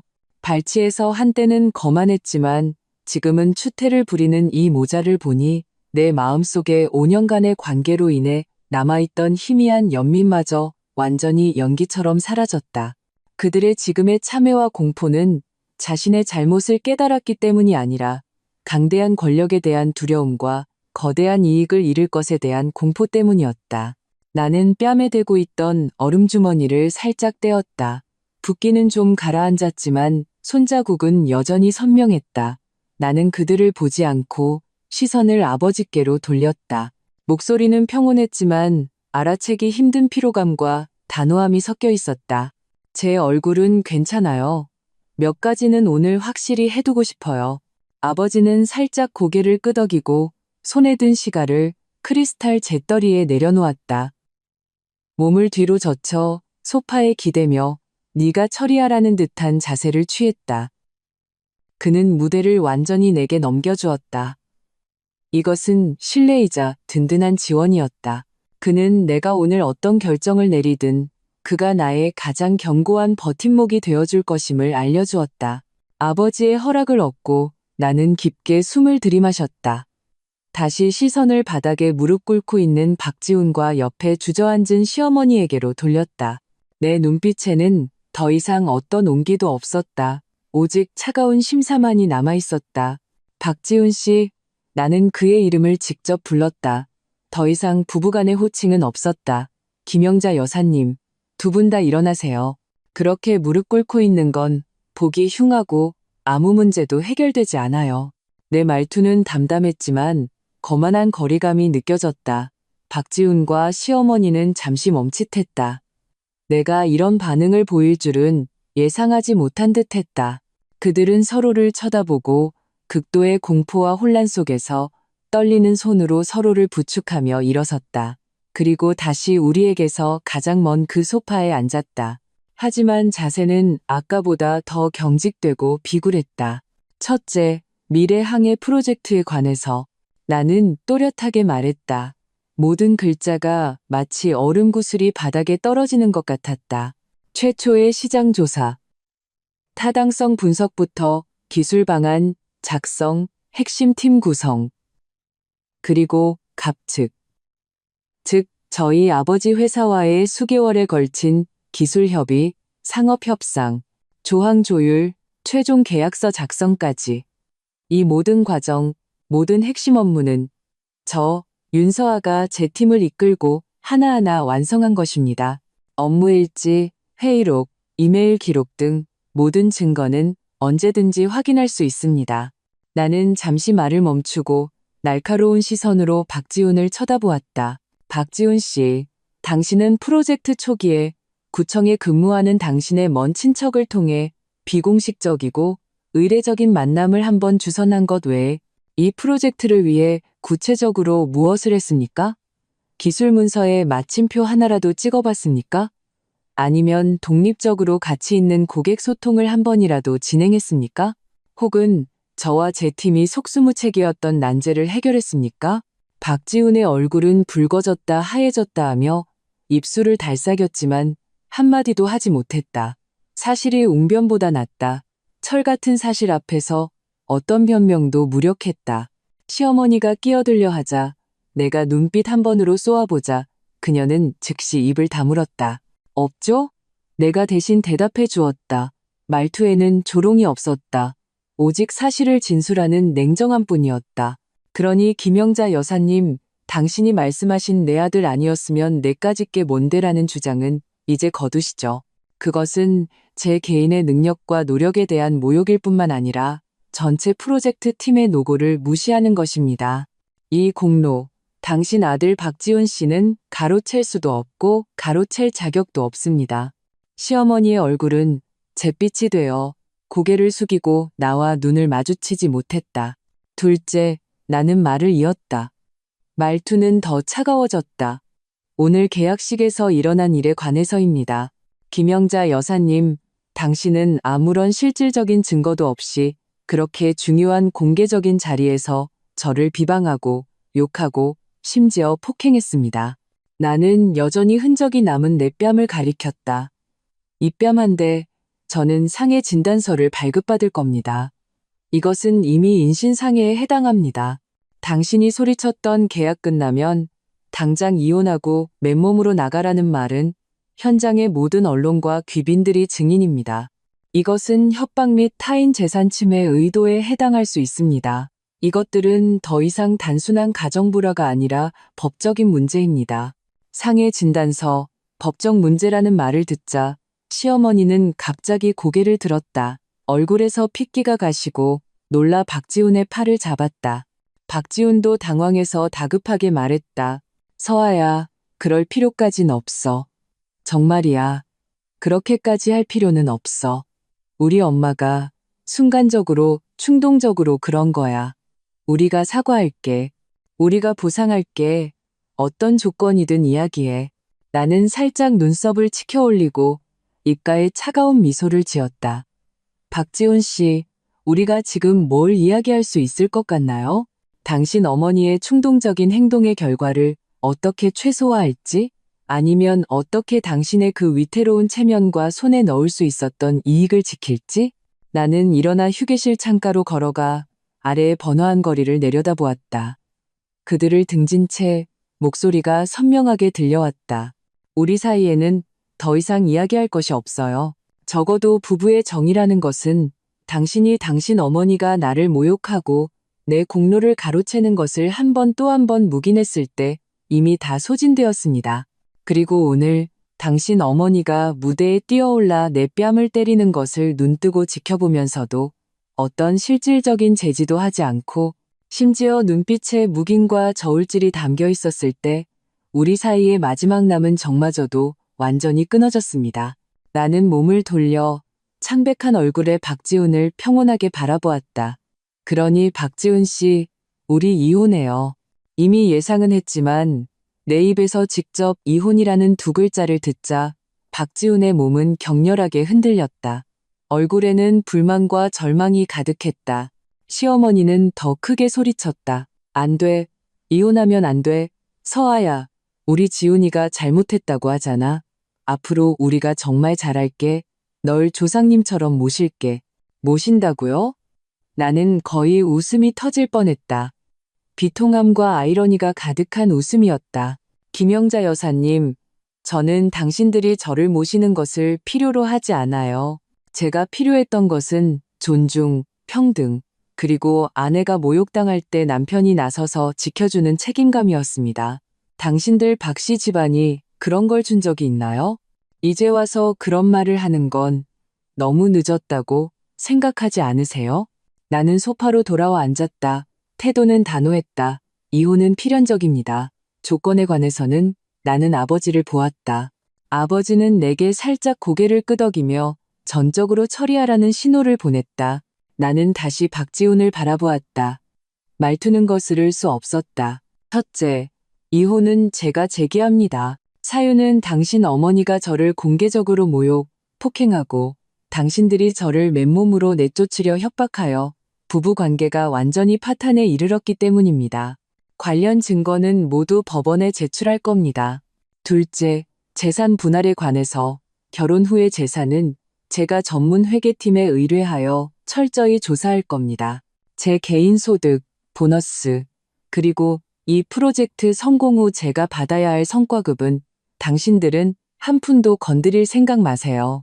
우리가 결혼 후 산 그 아파트는 계약금은 저희 부모님이 내주셨고 대출금 대부분은 제가 갚았으며 인테리어도 제 돈으로 했습니다. 관련 은행 거래 내역은 명확합니다. 그러니 아파트는 제 것입니다. 당신의 결혼 후 거의 무시할 만한 소득에 대해서는 원한다면 법에 따라 환산해서 줄 수 있습니다. 하지만 저를 맨몸으로 내쫓으려는 건 꿈도 꾸지 마세요. 내 조건은 명확하고 강경했으며 어떤 타협의 여지도 없었다. 이것은 시어머니가 이전에 외쳤던 맨몸으로 나가라는 망상을 완전히 뒤엎는 것이었다. 박지훈의 얼굴은 완전히 핏기를 잃었다. 그는 내가 말한 대로 행동할 것이라는 것을 알았다. 절대적인 실력과 증거 앞에서 그는 어떤 저항의 여지도 없었다. 셋째, 내 눈빛은 더없이 날카로워졌다. 오늘 이 일로 저와 저희 아버지 회사 명예에 미친 영향에 대해 공개 사과는 필수입니다. 구체적인 사과 형식과 범위는 제 변호사가 정할 겁니다. 그렇지 않으면 우리는 김영자 여사님의 고의적 상해와 모욕, 명예훼손 행위를 법적 절차를 통해 해결하는 것을 꺼리지 않을 겁니다. 법적 절차라는 말을 듣자 시어머니는 거의 기절할 뻔했다. 이 모든 말을 하고 나니 나는 전례 없는 피로감을 느꼈지만 그보다 더 큰 해방감을 느꼈다. 5년, 나는 마침내 더 이상 참지 않고 허리를 꼿꼿이 세우고 마음속에 억눌렀던 이 모든 서러움과 분노를 그들에게 되돌려줄 수 있게 되었다. 나는 다시 아버지를 보았다. 계약에 관해서는요? 아버지가 마침내 다시 입을 열었다. 그의 시선이 잿빛 얼굴에 박씨 모자를 스쳐 지나갔다. 목소리는 침착했지만 최종적인 결단력이 담겨 있었다. 5조 원짜리 미래항해 프로젝트 계약은 두 회사의 이익에 관한 것입니다. 당신들의 가정사 소동 때문에 성급하게 취소하지는 않을 겁니다. 박지훈과 시어머니의 눈에 순간 희미한 희망의 불꽃이 타올랐다. 하지만 아버지의 다음 말은 그들을 완전히 심연으로 떨어뜨렸다. 하지만 이 프로젝트의 을측 책임자는 반드시 윤서아여야 하고 오직 윤서아만이 이 프로젝트를 계속 책임질 능력과 자격이 있습니다. 그리고 박지훈 씨.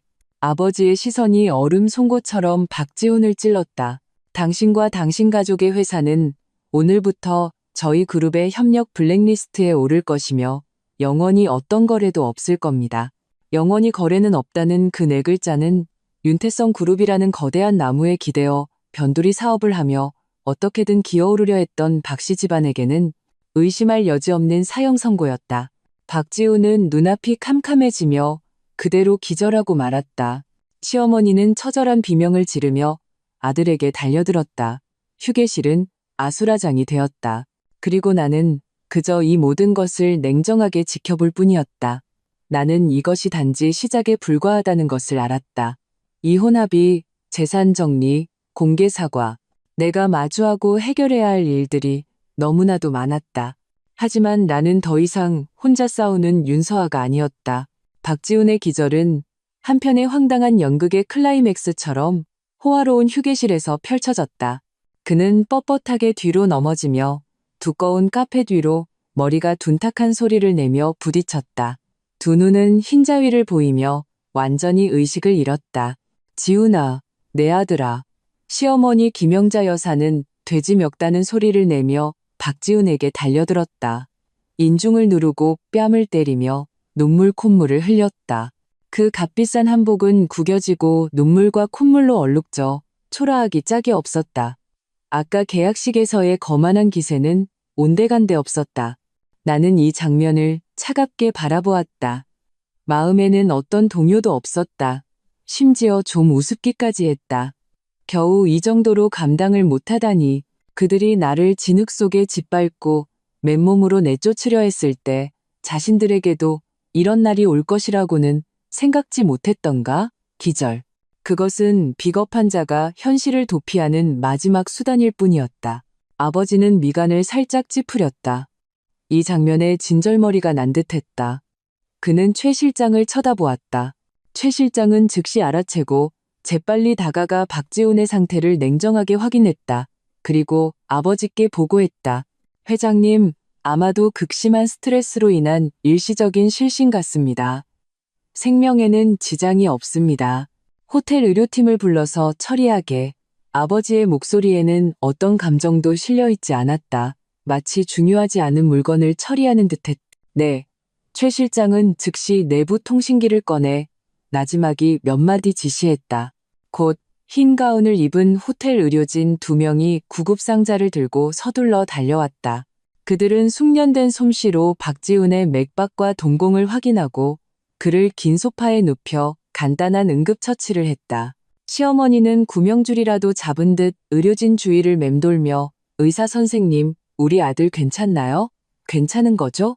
잘못되면 안 돼요. 라고 계속해서 중얼거렸다.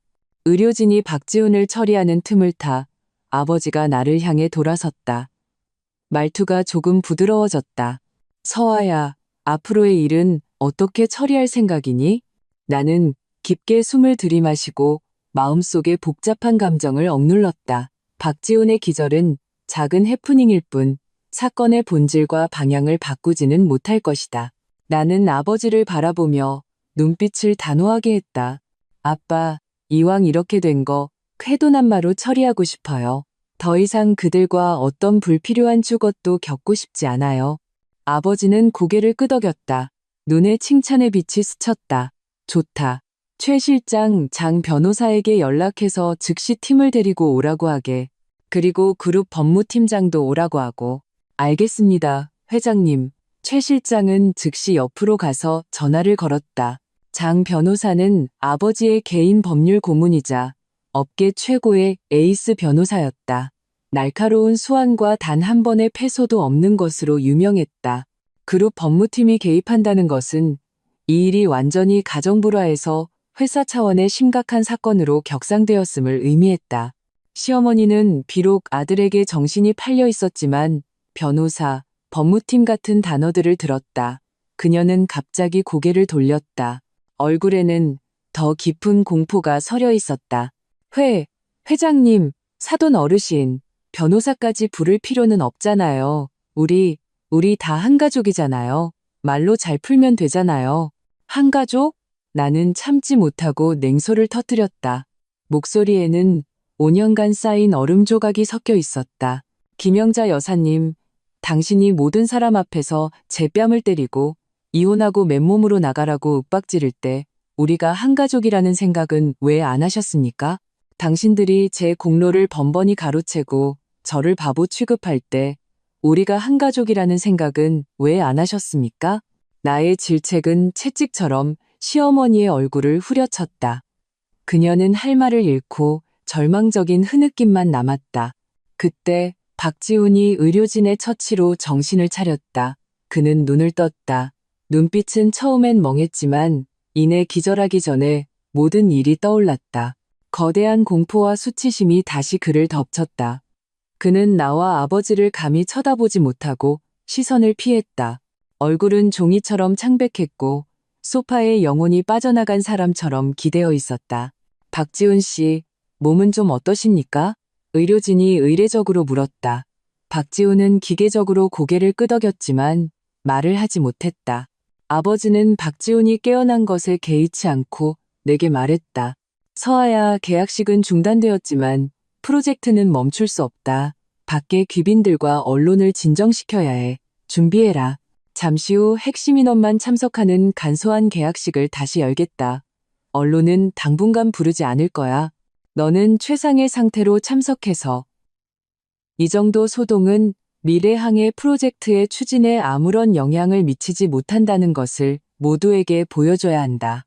나는 아버지의 의도를 알았다. 이것은 프로젝트를 안정시키기 위함일 뿐만 아니라 외부의 나의 능력과 의연함을 보여주기 위함이었다. 가정사 소동에 무너지지 않는 모습을. 나는 고개를 끄덕였다. 알겠습니다. 아빠, 할 수 있어요. 아버지는 만족스럽게 내 어깨를 두드려 주었다. 바로 그때 휴게실 문이 조용히 노크되었다. 최 실장이 문을 열자 문 밖에는 키가 크고 세련된 정장을 입고 금태 안경을 쓴 카리스마 넘치는 중년 여성이 서 있었다. 그녀 뒤에는 역시 전문가처럼 보이는 비서 몇 명이 따르고 있었다. 바로 아버지의 개인 법률 고문인 장미영 변호사였다. 회장님, 윤상무님. 장 변호사는 안으로 들어와 날카로운 시선으로 방안을 훑어보며 순식간에 핵심 상황을 파악했다. 그녀의 시선이 아직 붓기가 가시지 않은 내 얼굴에 1초간 머물렀다. 눈빛이 차가워졌지만 곧 전문적인 평온함을 되찾았다. 최 실장님 전화를 받고 바로 왔습니다. 장 변호사, 와줘서 고맙소. 아버지가 눈앞의 상황을 가리켰다. 최 실장이 간단히 설명했겠지만 오늘 일어난 일은 내 딸 윤서아에 대한 인신상해, 명예훼손, 그리고 재산 강탈 협박 의도가 포함되어 있소. 이후의 이혼 문제 및 관련 법적 책임 추궁은 모두 당신에게 전권 위임하겠소. 내 요구는 법에 따라 처리하고 윤서아의 합법적인 권익을 보호하며 어떠한 타협도 용납하지 않는 것이오. 장 변호사는 간결하게 고개를 끄덕였다. 알겠습니다, 회장님. 염려 마십시오. 모든 것을 처리하겠습니다. 그녀는 즉시 비서에게서 태블릿 PC를 받아 요점을 빠르게 기록하기 시작했다. 동시에 내게 말했다. 윤 상무님, 잠시 후 제가 구체적인 상황을 자세히 여쭤보고 모든 증거를 수집해야겠습니다. 네, 장 변호사님, 잘 부탁드립니다. 장 변호사의 전문성과 능력에 대해서는 익히 들어왔다. 그녀가 개입하니 마음이 한결 놓였다. 장 변호사의 이런 진용을 보자 막 깨어난 박지훈과 넋이 나간 시어머니는 완전히 당황했다. 그들은 법을 잘 모를지 몰라도 에이스 변호사, 전권위임, 법에 따라 처리 같은 단어들은 문제의 심각성이 자신들의 상상을 훨씬 뛰어넘는다는 것을 깨닫게 하기에 충분했다. 박지훈은 몸을 일으키려 했으며 허약하고 다급한 목소리로 말했다. 장 변호사님, 회장님, 서아야, 우리 합의할 수 있어요.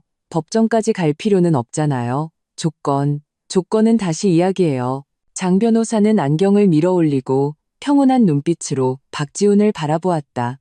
말투는 전문적이고 거리감이 있었다. 박지훈 씨, 제 의뢰인은 윤서아 상무님입니다. 회장님과 상무님의 요청에 따라 이 사건은 엄격히 법적 절차를 통해 해결될 것입니다. 어떤 사적인 합의 제안도 당신의 변호인을 통해 제 팀과 소통해 주시기 바랍니다. 그리고 한 가지 더 알려드리자면 관련 법률 문서가 송달되기 전까지 제 의뢰인을 괴롭히거나 영향을 미치려 하지 마십시오. 그렇지 않으면 새로운 불법 행위 증거가 될 것입니다. 한마디 한마디 빈틈없는 말로 박지훈이 사적으로 애원하려던 모든 길을 막아버렸다. 시어머니 김영자 여사는 법정 소송을 해야 하고 변호사를 선임해야 한다는 말을 듣자 더욱 겁에 질려 혼비백산했다. 평범한 가정주부로 살아온 그녀가 이런 일을 겪어봤을 리가 없었다. 그녀는 쿵 소리를 내며 다시 무릎을 꿇었다. 이번에는 장 변호사와 아버지를 향해서였다. 고소는 안 돼요. 소송은 안 돼요. 그러면 얼마나 창피해요. 회장님, 제발 너그러이 용서해 주세요. 서아야, 하룻밤 부부의 정이 100년 간다고 했잖니? 지훈이랑 5년 부부로 산 정을 봐서 이번 한 번만 우리를 용서해다오. 그녀의 울부짖음은 전문 변호사 앞에서 너무나 무력하고 우스꽝스러웠다. 아버지는 그녀를 상대할 가치도 없다는 듯 장 변호사에게 바로 말했다. 여긴 맡기겠소. 나와 서아는 계약 문제를 처리하러 가야겠소. 네, 회장님. 장 변호사가 살짝 허리를 굽혔다. 아버지는 일어나 내게 신호를 보냈다. 나도 일어섰다.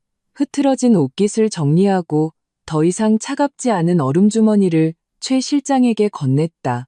얼굴에는 아직 흔적이 남았지만 나는 허리를 꼿꼿이 펴고 눈빛은 냉정과 날카로움을 되찾았다. 우리 부녀는 뒤에 남은 그 모자의 절망적인 울부짖음과 변호사의 냉정한 신문을 무시하고 곧장 휴게실을 나섰다. 문이 등 뒤에서 닫히고 마치 그 추악하고 혼란스럽고 절망적인 세계를 차단하는 것 같았다. 복도의 조명은 부드럽고 공기는 상쾌했다. 아버지가 고개를 돌려 나를 보았다. 눈빛에 물음이 담겨 있었다. 버틸 수 있겠니? 나는 아버지의 시선을 마주하며 힘껏 고개를 끄덕였다. 버틸 수 있어요. 가서 우리가 해야 할 계약을 마무리하자. 휴게실의 문이 내 등 뒤에서 묵직하게 닫히고 안의 울부짖음, 절망, 그리고 법률 조항의 차가운 논의를 차단했다. 복도에는 두꺼운 흡음 카펫이 깔려 있어 자신의 심장이 평온하고 힘차게 뛰는 소리만 들릴 정도로 고요했다. 방금 겪은 모든 일은 한편의 황당한 악몽 같았지만 뺨에 남은 미세한 통증과 아버지의 든든한 존재는 이 모든 것이 현실임을 명확히 알려주었다. 아버지는 즉시 말하지 않고 그저 나와 나란히 텅 빈 복도를 걸었다. 그의 걸음은 여전히 침착했다.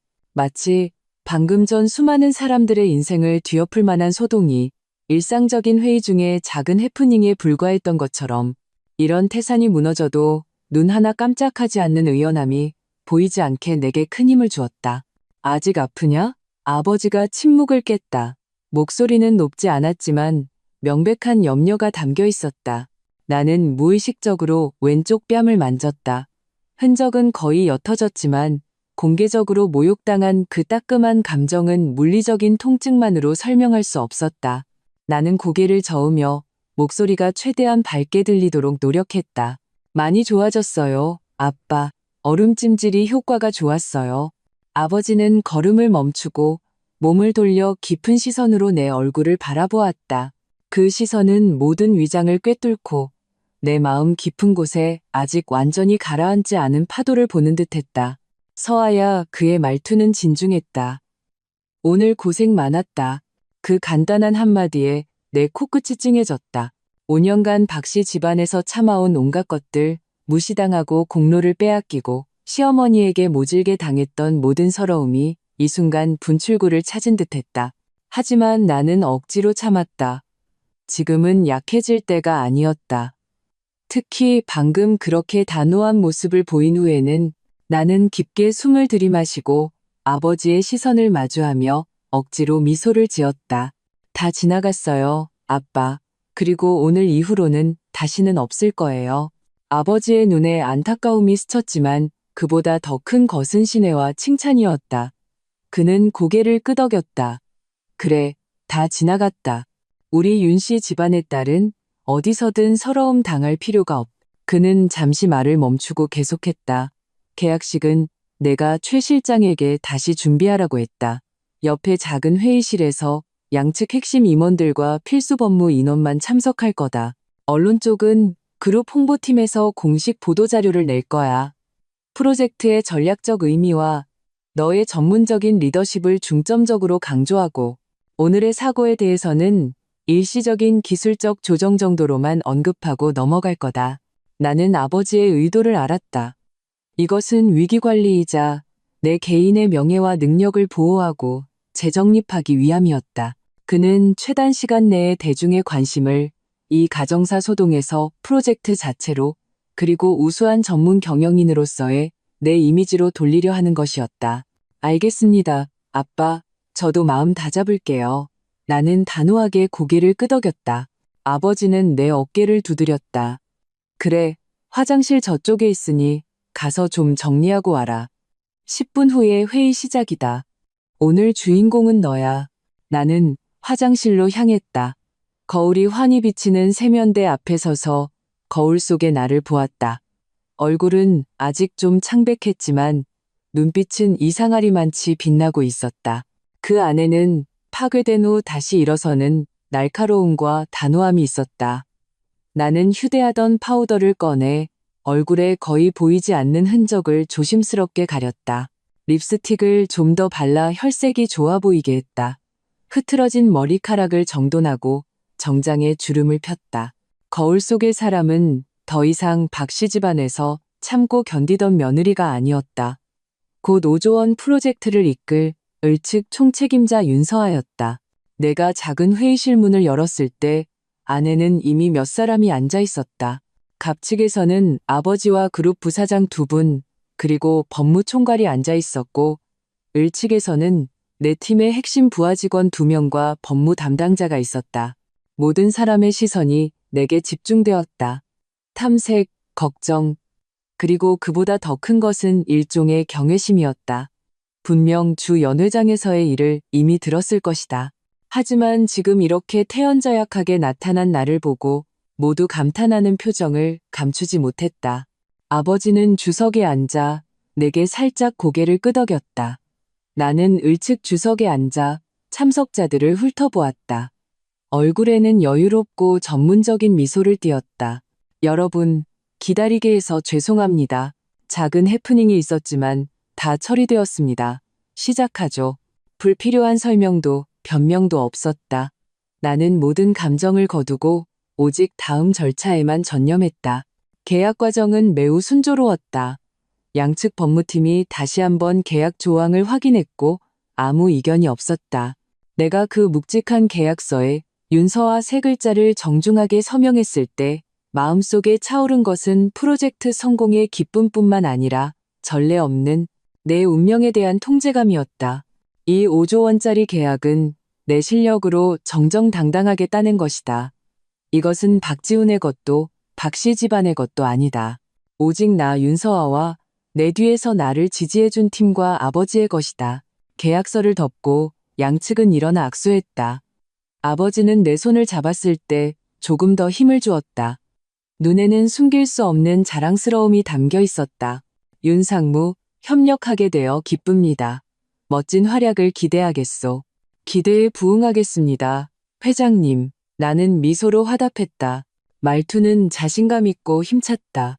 간단한 계약식이 끝나고 아버지와 갑측팀이 먼저 떠났다. 내 부하 직원 2명이 즉시 다가왔다. 얼굴에는 걱정과 흥분이 뒤섞인 복잡한 표정이 있었다. 상무님, 괜찮으세요? 아까 정말 저희를 놀라게 했어요. 박씨 집안 정말 너무하네요. 하지만 상무님 정말 멋졌어요. 마지막에 그 아빠 한마디는 정말. 나는 손을 저어 그들의 수다를 막았다. 표정은 평온했다. 나는 괜찮아. 프로젝트는 이제 정식으로 실행 단계에 들어갔어. 이전에 세운 계획 즉시 시작하고 모든 프로젝트 팀원들에게 1시간 후에 킥오프 미팅을 한다고 공지해 다음 단계의 업무 중점을 배정할 거야. 나의 냉정함과 신속하게 업무에 복귀하는 태도는 팀원들에게도 전염되었다. 그들은 즉시 잡담을 멈추고 전문적인 자세를 되찾았다. 알겠습니다, 상무님. 나는 알았다. 지금은 개인적인 감정에 빠져 있을 때가 아니었다. 일이 최고의 치료제이자 나의 가장 강력한 반격이었다. 나는 프로젝트의 성공으로 나의 가치를 증명하고 모든 사람에게 박씨 집안을 떠난 나 윤서아가 더 높이 날아오를 것임을 보여줄 것이다. 팀의 긴급 업무를 처리하고 나서 나는 홀로 회의실의 통유리창 앞에 서서 도시의 분주한 차량 행렬을 내려다보았다. 주머니 속에서 휴대폰이 진동했다.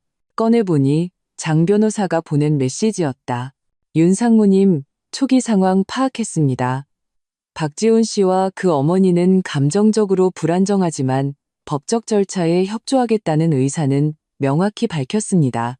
제 비서에게 현장 CCTV, 귀빈 증언, 그리고 상무님의 이전 은행 거래 내역 등 재산 증명을 포함한 증거 수집을 시작하라고 지시했습니다. 이혼 합의서 초안은 내일 작성 완료하여 검토하실 수 있도록 하겠습니다. 그리고 김영자 여사의 공개 모욕 및 폭행 행위에 대해 형사고소 또는 치안 처벌을 동시에 진행할지 여부는 상무님의 의견을 들어야 합니다. 정말 효율적이었다. 나는 답장했다. 수고 많으십니다.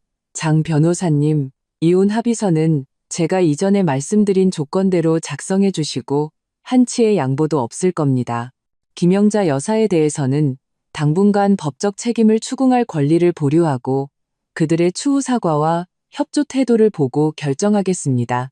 모든 것은 변호사님의 전문적인 판단에 따르겠습니다. 메시지를 보내고 나서 나는 길게 숨을 내쉬었다. 법적인 문제는 전문가에게 맡기면 된다. 나는 큰 방향만 잡으면 된다. 지금 내게 더 중요한 전장은 사업에 있었다. 그러나 조용히 있고 싶어도 나무는 가만히 있지 않았다. 휴대폰이 다시 울렸다. 이번에는 모르는 번호였지만 발신지가 박지훈의 고향 도시로 표시되어 있었다. 나는 잠시 망설이다가 전화를 받았다.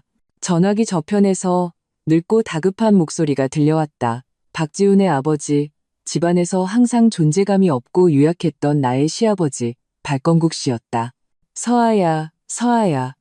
그의 목소리는 울먹이고 있었다. 나다, 아빠. 아니, 나 지훈이 아빠다. 집에 큰일이 났다. 내 시어머니 형, 내 그 외삼촌이랑 친척 몇이 오늘 일을 다 알게 돼서 지금 집에 쳐들어와서 한마디 해야겠다며 난리다. 우리 박씨 집안 체면이 다 깎였다고. 지훈이는 전화도 안 받고. 서아야 이거 어떡하면 좋으냐? 역시 박씨 집안 쪽의 문제는 이제 막 시작된 것이었다. 시어머니 김영자 여사는 고향에서 항상 기세등등했고 원수진 사람도 많았다. 이제 이렇게 큰 추문이 터졌으니 평소에 참고 지내던 친척들이 이 기회에 와서 한 번씩 발부려들 것이다. 나는 속으로 냉소했지만 말투는 이상하리만치 평온했다. 아버님, 저와 박지훈 씨 사이의 일은 이미 변호사가 처리하고 있습니다. 그리고 당신들 박씨 집안의 내부 분쟁은 저와는 무관합니다. 죄송하지만 저는 지금 중요한 회의가 있어서 먼저 끊겠습니다. 말을 마치고 나는 전화기 저편 박건국 씨의 애원을 무시하고 바로 전화를 끊었다. 그리고 그 번호를 차단했다. 내 동정심은 이런 사람들에게 낭비되지 않을 것이다. 그들이 김영자 여사와 박지훈이 나를 모욕하는 것을 묵인하고 심지어 방관했을 때 이런 날이 올 것이라고 생각했어야 했다. 폭풍은 아직 완전히 가라앉지 않았을지 모르지만 나의 배는 이미 그 숨막히는 바다를 떠났다. 1시간 후에 프로젝트 킥오프 미팅은 회사에서 가장 큰 멀티미디어 회의실에서 열렸다. 내가 하이힐을 신고 깔끔한 네이비색 정장 스커트를 입고 완벽한 메이크업과 엄숙한 표정으로 회의실에 들어섰을 때 원래 약간 소란스러웠던 실내는 순식간에 조용해졌다. 타원형 회의 테이블 옆에는 미래항해 프로젝트의 핵심 팀원들과 각 관련 부서의 협력 책임자들이 가득 앉아 있었다. 약 20여 쌍의 눈이 일제히 내게 쏠렸다. 이 시선들은 복잡다양했다. 염려, 호기심, 심사, 믿을 수 없다는 듯한 표정. 물론 어쩌면 알아채기 힘든 구경거리를 기다리는 듯한 의미도 있었을 것이다. 결국 불과 1시간여 전에 그들 중 상당수는 여러 경로를 통해 계약식에서의 그 기상천외한 소동에 대해 들었을 것이다. 을측 총책임자가 조낸 씨 속에서 시어머니에게 뺨을 맞고 이혼을 강요당하는 막장 드라마 같은 장면. 이것은 앞으로 몇 달간 회사 탕비실에서 가장 뜨거운 이야깃거리가 될 만했다. 나는 곧장 주석으로 걸어가 바로 앉지 않았다. 내 시선은 평온하고 힘있게 전체를 훑어보았다. 모든 사람, 그들의 표정을 하나하나 눈에 담았다. 몇몇 시선이 무의식적으로 피하는 것을 느낄 수 있었다. 여러분, 내가 입을 열었다. 목소리는 명확하고 안정적이었으며 거스를 수 없는 권위가 담겨 테이블 위에 마이크를 통해 회의실 전체에 퍼져나갔다. 우선 미래 항해 프로젝트를 위해 초기에 노력해주신 모든 분께 감사드립니다. 방금 계약식에서 약간의 불미스러운 해프닝이 있었습니다. 아마 일부는 이미 들으셨을 겁니다. 나는 잠시 말을 멈췄다. 회의실은 바늘 떨어지는 소리도 들릴 만큼 고요했다. 모두가 숨을 죽이고 내가 그 소동을 어떻게 평가할지 기다리고 있었다. 내 얼굴에는 어떤 당혹감이나 분노의 표정도 없었다. 오직 초인적인 냉정함뿐이었다. 이 자리에서 두 가지를 명확히 하겠습니다. 첫째, 그것은 제 개인적인 가정불화였으며 이미 법적 절차에 따라 처리 중입니다. 미래 항해 프로젝트의 정상적인 추진에 영향을 미치는 것을 절대로 허용하지도 않을 것입니다. 둘째, 내 말투는 갑자기 날카로워졌고 눈빛도 칼날처럼 예리해졌다. 지금부터 프로젝트와 무관한 어떤 잡담이나 악의적인 추측이 팀 내부에서 퍼져 사기를 저하시키는 것을 발견하면 누구를 막론하고 심각한 회사 규율 위반으로 처리할 것입니다. 절대로 용납하지 않겠습니다. 우리의 목표와 에너지는 100% 프로젝트 자체에 집중되어야 합니다. 이 말은 단호했고 태도를 분명히 했으며 경계를 명확히 했다. 더 나아가 구경하거나 유언비어를 퍼뜨릴 수 있는 일부 사람들의 마음을 다잡는 경고이기도 했다. 직장은 자선단체가 아니다. 특히 수십억 원의 자금과 회사의 전략이 걸린 중대한 프로젝트에서는 조금의 사심도 용납될 수 없다. 나는 원래 눈빛이 좀 흔들리던 몇몇 사람이 즉시 자세를 바로잡고 표정이 진지해지는 것을 보았다. 자, 해프닝은 이걸로 끝입니다. 내 말투는 평온을 되찾고 비서에게 PPT를 재생하라고 지시했다. 이제 우리는 정식으로 프로젝트 킥오프 단계에 들어갑니다. 우선 제가 프로젝트의 최종 목표, 단계별 마일스톤, 그리고 각 팀의 핵심 과제와 평가 기준을 명확히 하겠습니다. 이후 1시간 반 동안 나는 완전히 업무에 몰입했다.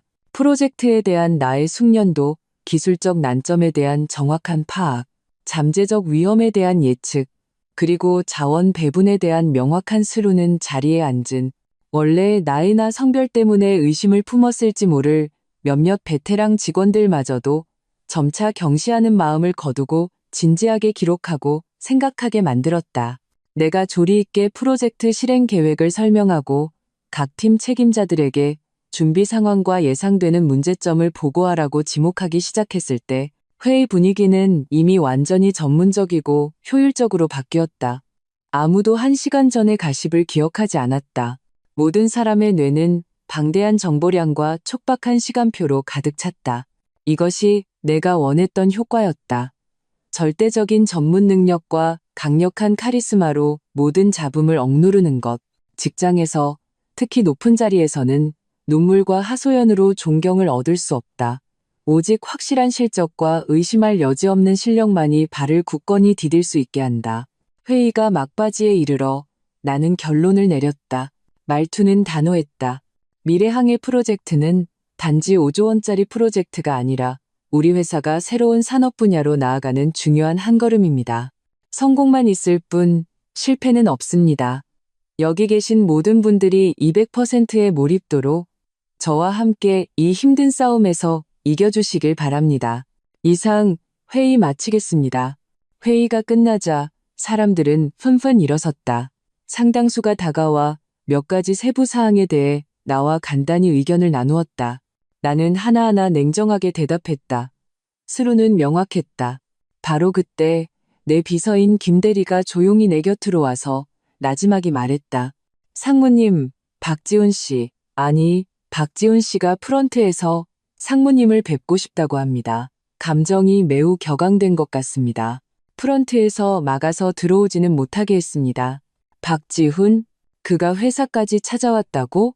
장 변호사 쪽의 조치와 그의 고향에서의 문제가 그를 이미 초조하게 만들어 막다른 골목에 몰린 개처럼 행동하게 만든 모양이었다. 나는 표정 변화 없이 비서에게 지시했다. 프런트에 전해 나와 박지훈 씨 사이의 모든 업무는 장미영 변호사에게 전권 위임되었으니 어떤 문제가 있든 제 변호사에게 직접 연락하라고.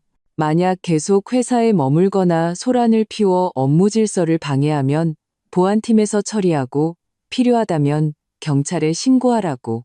알겠습니다, 상무님. 김 대리는 즉시 지시를 이행하러 갔다. 나는 속으로 냉소했다. 이제 와서 다급해졌다고? 변호사를 우회해서 직접 나를 찾아와 감정에 호소하거나 소란을 피우려 하다니 어림도 없지. 나는 그에게 더 이상 어떤 쪼거릴 기회도 주지 않을 것이다. 급한 업무를 처리하고 나니 창밖은 이미 화려한 불빛으로 가득했다. 나는 사무실의 통유리창 앞에 서서 도시의 찬란한 야경을 바라보았다. 마음은 그다지 가볍지 않았다. 나는 알았다.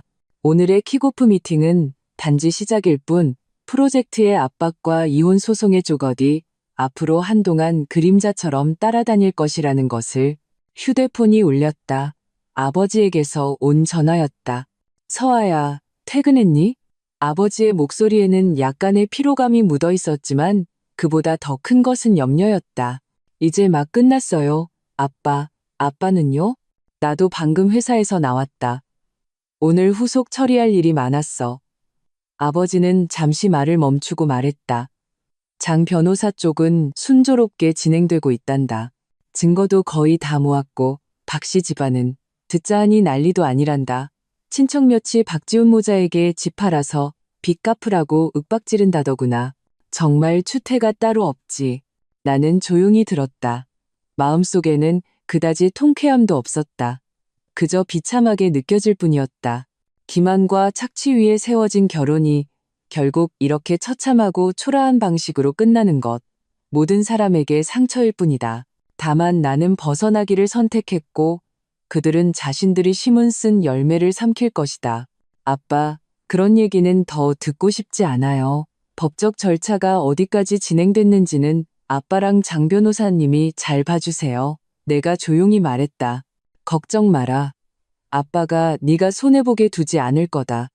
아버지의 말투는 단호했다. 이내 화제를 돌렸다. 그래, 내 엄마가 오늘 일을 듣고 너를 몹시 걱정하더구나. 주말에 꼭 집에 와서 밥 먹으라고 하셨어. 내 기운 차리라고 보양식 끓여놓으신다고. 따뜻한 기운이 마음속에 차올랐다. 밖에서 아무리 비바람을 겪어도 집은 영원히 따뜻한 항구다. 네, 주말에 갈게요. 전화를 끊고 나는 깊게 숨을 들이마셨다. 그렇다. 나에게는 나를 사랑하는 가족이 있고 훈도할 가치가 있는 사업이 있으며 새로운 인생이 있다. 박지훈과 그의 집안의 그 지저분한 일들은 결국 과거가 될 것이다. 그러나 나는 절망에 빠진 어떤 사람들이 할 수 있는 미친 짓을 과소평가했을지도 모른다. 내가 짐을 챙겨 회사를 떠나려 할 때 휴대폰에 모르는 번호로 문자가 하나 왔다. 내용은 원망과 위협으로 가득했다. 윤서아, 너무 더이해하지 마. 날 막다른 골목으로 몰면 나도 무슨 짓을 할지 몰라. 네가 날 편하게 두지 않으면 나도 절대 널 편하게 두지 않을 거야. 두고 보자고. 박지훈이었다. 그는 결국 가장 추악한 길을 선택했다. 나는 그 문자를 보고 눈빛이 차가워졌다. 나를 위협한다고? 나 윤서아가 위협에 겁먹었다면 오늘날의 나는 없었을 것이다. 나는 평온하게 스크린샷을 찍어 저장하고 그 문자를 장 변호사에게 전달했다. 그리고 덧붙였다. 장 변호사님, 이것은 박지훈 씨가 보낸 위협 문자입니다. 증거로 보관해 주시고 새로운 불법 행위에 해당하는지 검토해 주십시오. 박지훈의 그 원망 가득한 위협 문자는 성가신 파리처럼 잠시 귓가에서 윙윙거리다가 나의 전문적인 법적 대응에 의해 처리되어 증거 목록에 또 하나의 기록으로 남았다. 나는 휴대폰을 무음 모드로 바꾸고 더 이상 이런 무의미한 소음이 내 생각을 방해하지 않도록 했다. 이후 며칠간 나는 마치 태풍의 눈에 들어간 것 같았다. 계약식의 소동에 대한 외부의 소문은 그룹 홍보팀의 의도적인 유도와 시간의 흐름에 따라 점차 주류 언론의 헤드라인에서 사라졌다. 하지만 회사 내부와 업계의 좁은 커뮤니티에서는 수군거리는 여파가 아직 완전히 가라앉지 않았다. 그리고 박씨 집안 쪽은 장 변호사에게서 간간히 들려오는 소식에 의하면 이미 아수라장이 되어 내후회환의 절망적인 상황에 빠져 있었다. 하지만 이 모든 것을 나는 의도적으로 업무 밖으로 차단했다. 나는 온전히 미래 항해 프로젝트의 추진에 몰두했다. 매일의 업무 시간은 회의, 보고서, 결정으로 가득 찼다. 나는 팀을 이끌고 기술 공급업체와 심도 있는 기술 교류를 하고 재무부서와 예산을 반복적으로 검토하며 인사부서와 핵심 직책의 인선을 확정했다. 나는 고속으로 회전하는 팽이처럼 바쁨과 집중으로 마음의 모든 공간을 채우고 부정적인 감정이 틈탈 여지를 주지 않았다. 나의 냉정함, 효율성, 그리고 프로젝트에 대한 절대적인 통제력은 점차 팀 핵심 멤버들의 진심 어린 신뢰를 얻었다. 나의 나이, 성별, 혹은 그 소동 때문에 던져졌던 의심의 눈초리는 점차 존중과 인정으로 바뀌었다. 직장은 이렇게 현실적이다. 당신이 모두를 이끌고 승리하여 보너스와 명예를 얻게 하면 당신은 의심할 여지 없는 리더가 된다. 금요일 오후 나는 3시간에 걸친 기술 방안 심사회의를 막 끝내고 사무실로 돌아왔다. 관자놀이가 인이 아팠다. 김대리가 따뜻한 우유 한 잔을 내 책상에 조용히 놓아주었다. 상무님, 우유 드시고 좀 쉬세요. 그리고 장 변호사님께서 방금 전화하셨는데 괜찮으시다면 통화하시면서 진행 상황을 보고하고 싶다고 하십니다. 나는 미간을 문지르며 고개를 끄덕였다. 연결해줘. 몇 분 후 장 변호사의 냉정하고 명확한 목소리가 전화기 저편에서 들려왔다. 윤 상무님, 업무 중에 죄송합니다. 괜찮습니다. 장 변호사님, 말씀하세요. 몇 가지 진행 상황을 보고 드리겠습니다. 우선 이혼 합의서 초안은 상무님의 요청에 따라 작성 완료되었습니다.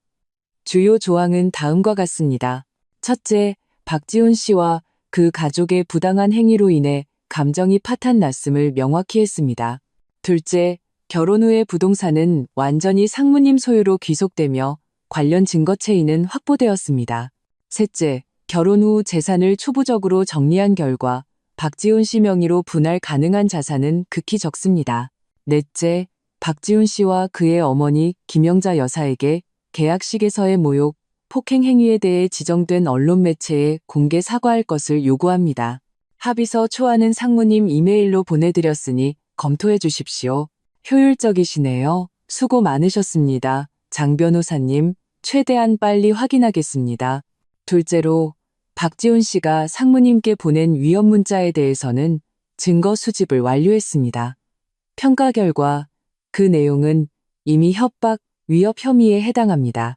비록 단일 문자의 정황이 형사입건 기준에는 미치지 못할 수 있지만 그의 감정이 불안정하고 잠재적 위험이 있다는 유리한 증거로 활용될 수 있습니다. 추후의 이혼 소송 및 기타 관련 절차에서 우리에게 매우 유리할 것입니다. 알겠습니다. 마지막으로 박 씨 집안 쪽의 동향입니다. 장 변호사의 말투에 알아채기 힘든 조롱이 섞였다. 저희가 파악한 바에 따르면 박 씨 집안은 현재 내부적으로 분열되었습니다.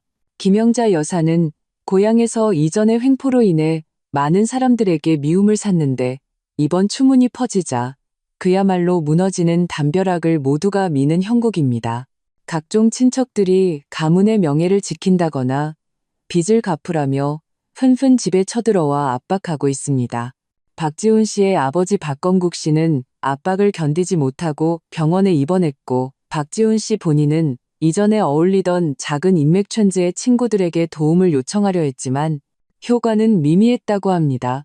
오히려 그로 인해 새로운 채무조걸이 생겼다고 합니다. 나는 조용히 들었다. 마음에는 그다지 동요가 없었다. 오직 그럴 줄 알았다는 무덤덤함 뿐이었다. 한 가정의 내부적인 부패는 일단 외부의 힘에 의해 뚫리면 붕괴 속도는 종종 상상을 초월한다. 이 모든 것은 그들이 오랫동안 가져온 왜곡된 가치관과 행동 방식의 필연적인 결과일 뿐이었다. 장 변호사님, 그 정보는 참고만 하겠습니다. 너무 신경 쓰지 마세요. 우리의 중점은 법적 절차의 추진에 있습니다. 내가 평온하게 대답했다. 알겠습니다.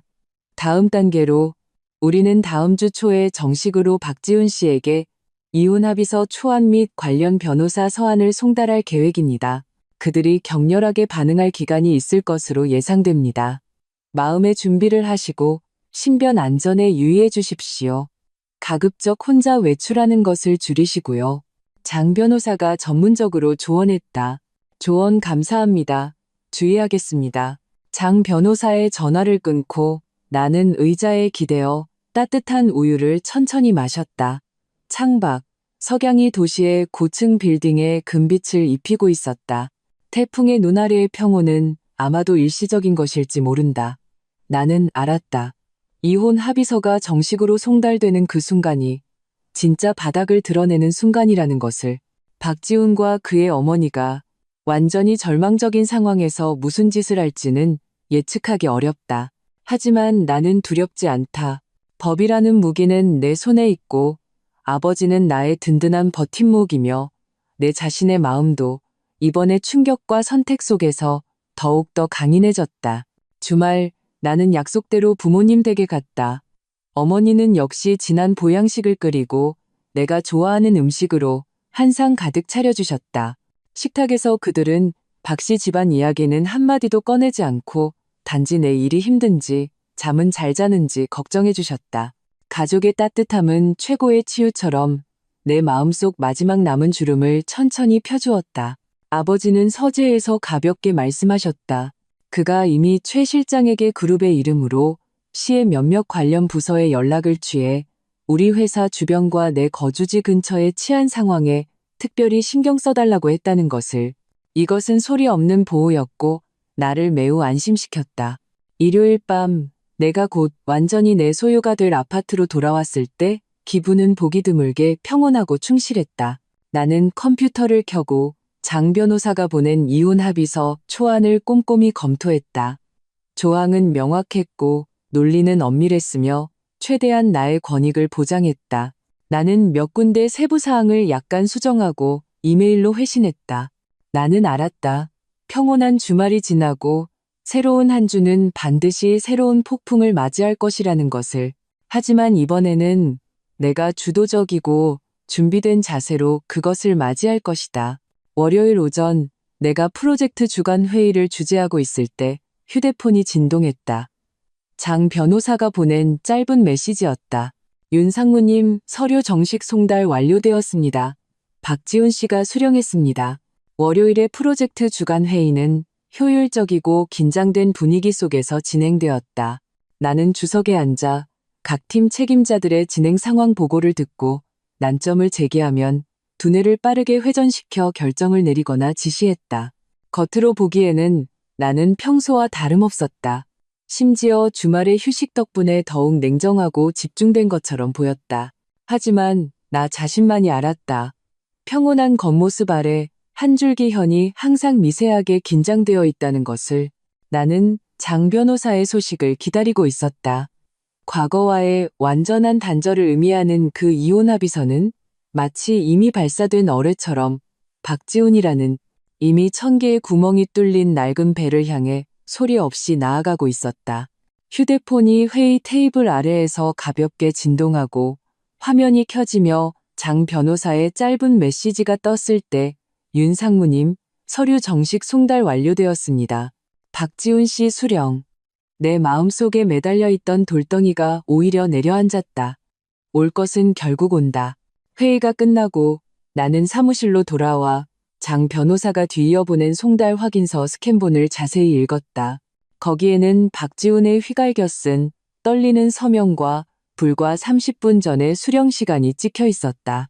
그가 당시 어떤 표정이었을지 상상할 수 있었다. 역시 평온은 오래가지 않았다. 오후 3시쯤 내 사무실 전화가 미친 듯이 울리기 시작했다. 발신자 표시는 각종 모르는 번호였고 일부는 심지어 인터넷 가상 번호였다. 나는 김 대리에게 모두 거절하라고 지시했다. 하지만 곧 내 개인 휴대폰도 폭격을 당하기 시작했다. 문자함에는 순식간에 차마 입에 담을 수 없는 욕설, 악독한 저주, 그리고 히스테리적인 위협이 가득 찼다. 윤서아, 이 독한 년, 우리 가족 다 죽일 셈이냐? 당장 합의서 철회해. 안 그러면 네 명예, 내가 다 망쳐버릴 거야. 내 아빠 백 믿고 까부는 거지? 난 잃을 거 없는 사람이야. 5조 원짜리 프로젝트, 네가 편하게 끝낼 수 있을 것 같아? 너랑 같이 죽어버릴 거야. 발신이는 의심할 여지 없이 박지훈이었다. 어쩌면 이미 이성을 잃은 그의 어머니 김영자 여사일지도 모른다. 그들은 마치 덫에 걸린 야수처럼 마지막 헛된 발버둥을 치고 있었다. 이런 저급한 감정 표출은 그들의 무능함과 추악함을 더욱 드러낼 뿐 내게 어떤 실질적인 상처도 주지 못했다. 나는 평온하게 모든 괴롭힘 전화 기록과 문자 내용을 다시 스크린샷 찍어 장 변호사에게 압축해서 보냈다.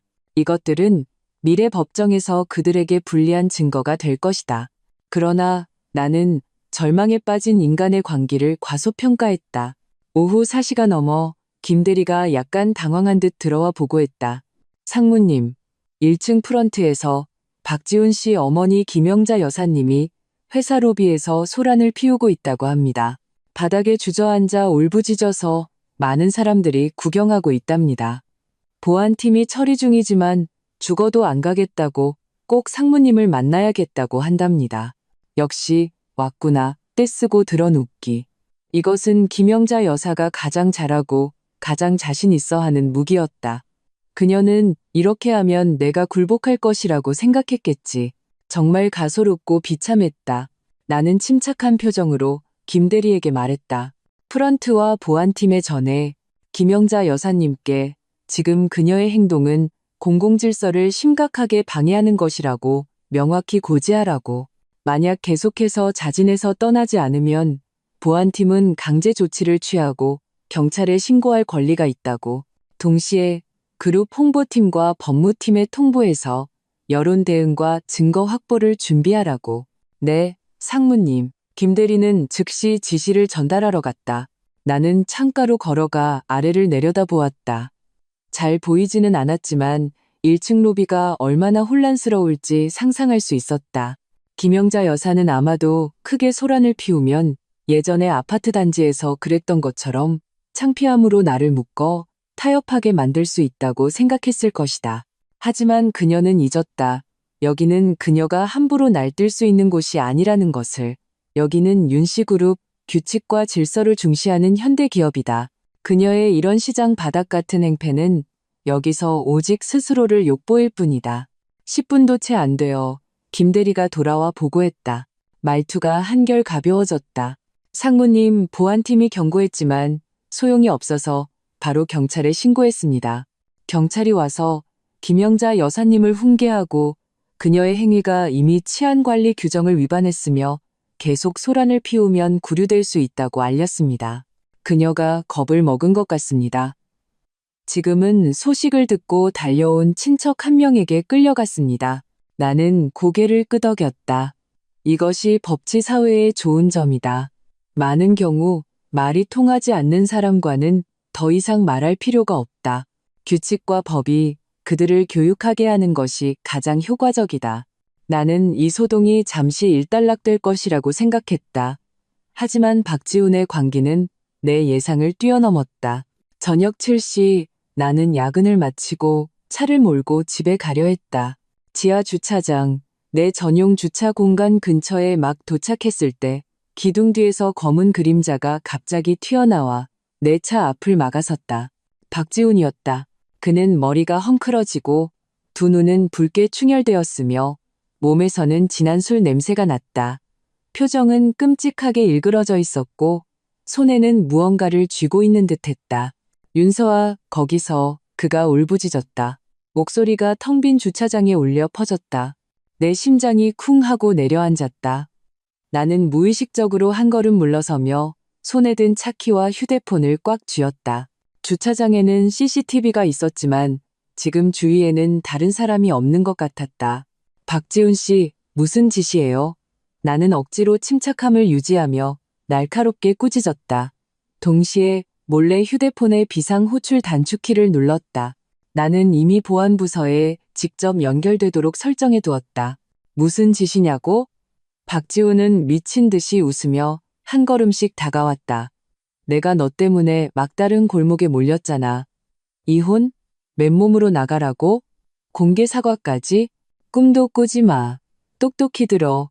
오늘 네가 합의서 철회하고 프로젝트 절반 내놓겠다고 약속 안 하면 나 너랑 끝장을 볼 거야. 그가 손에 쥔 것을 들어올렸다. 작은 과도인 듯했다. 어두운 조명 아래서 차가운 빛을 반사했다.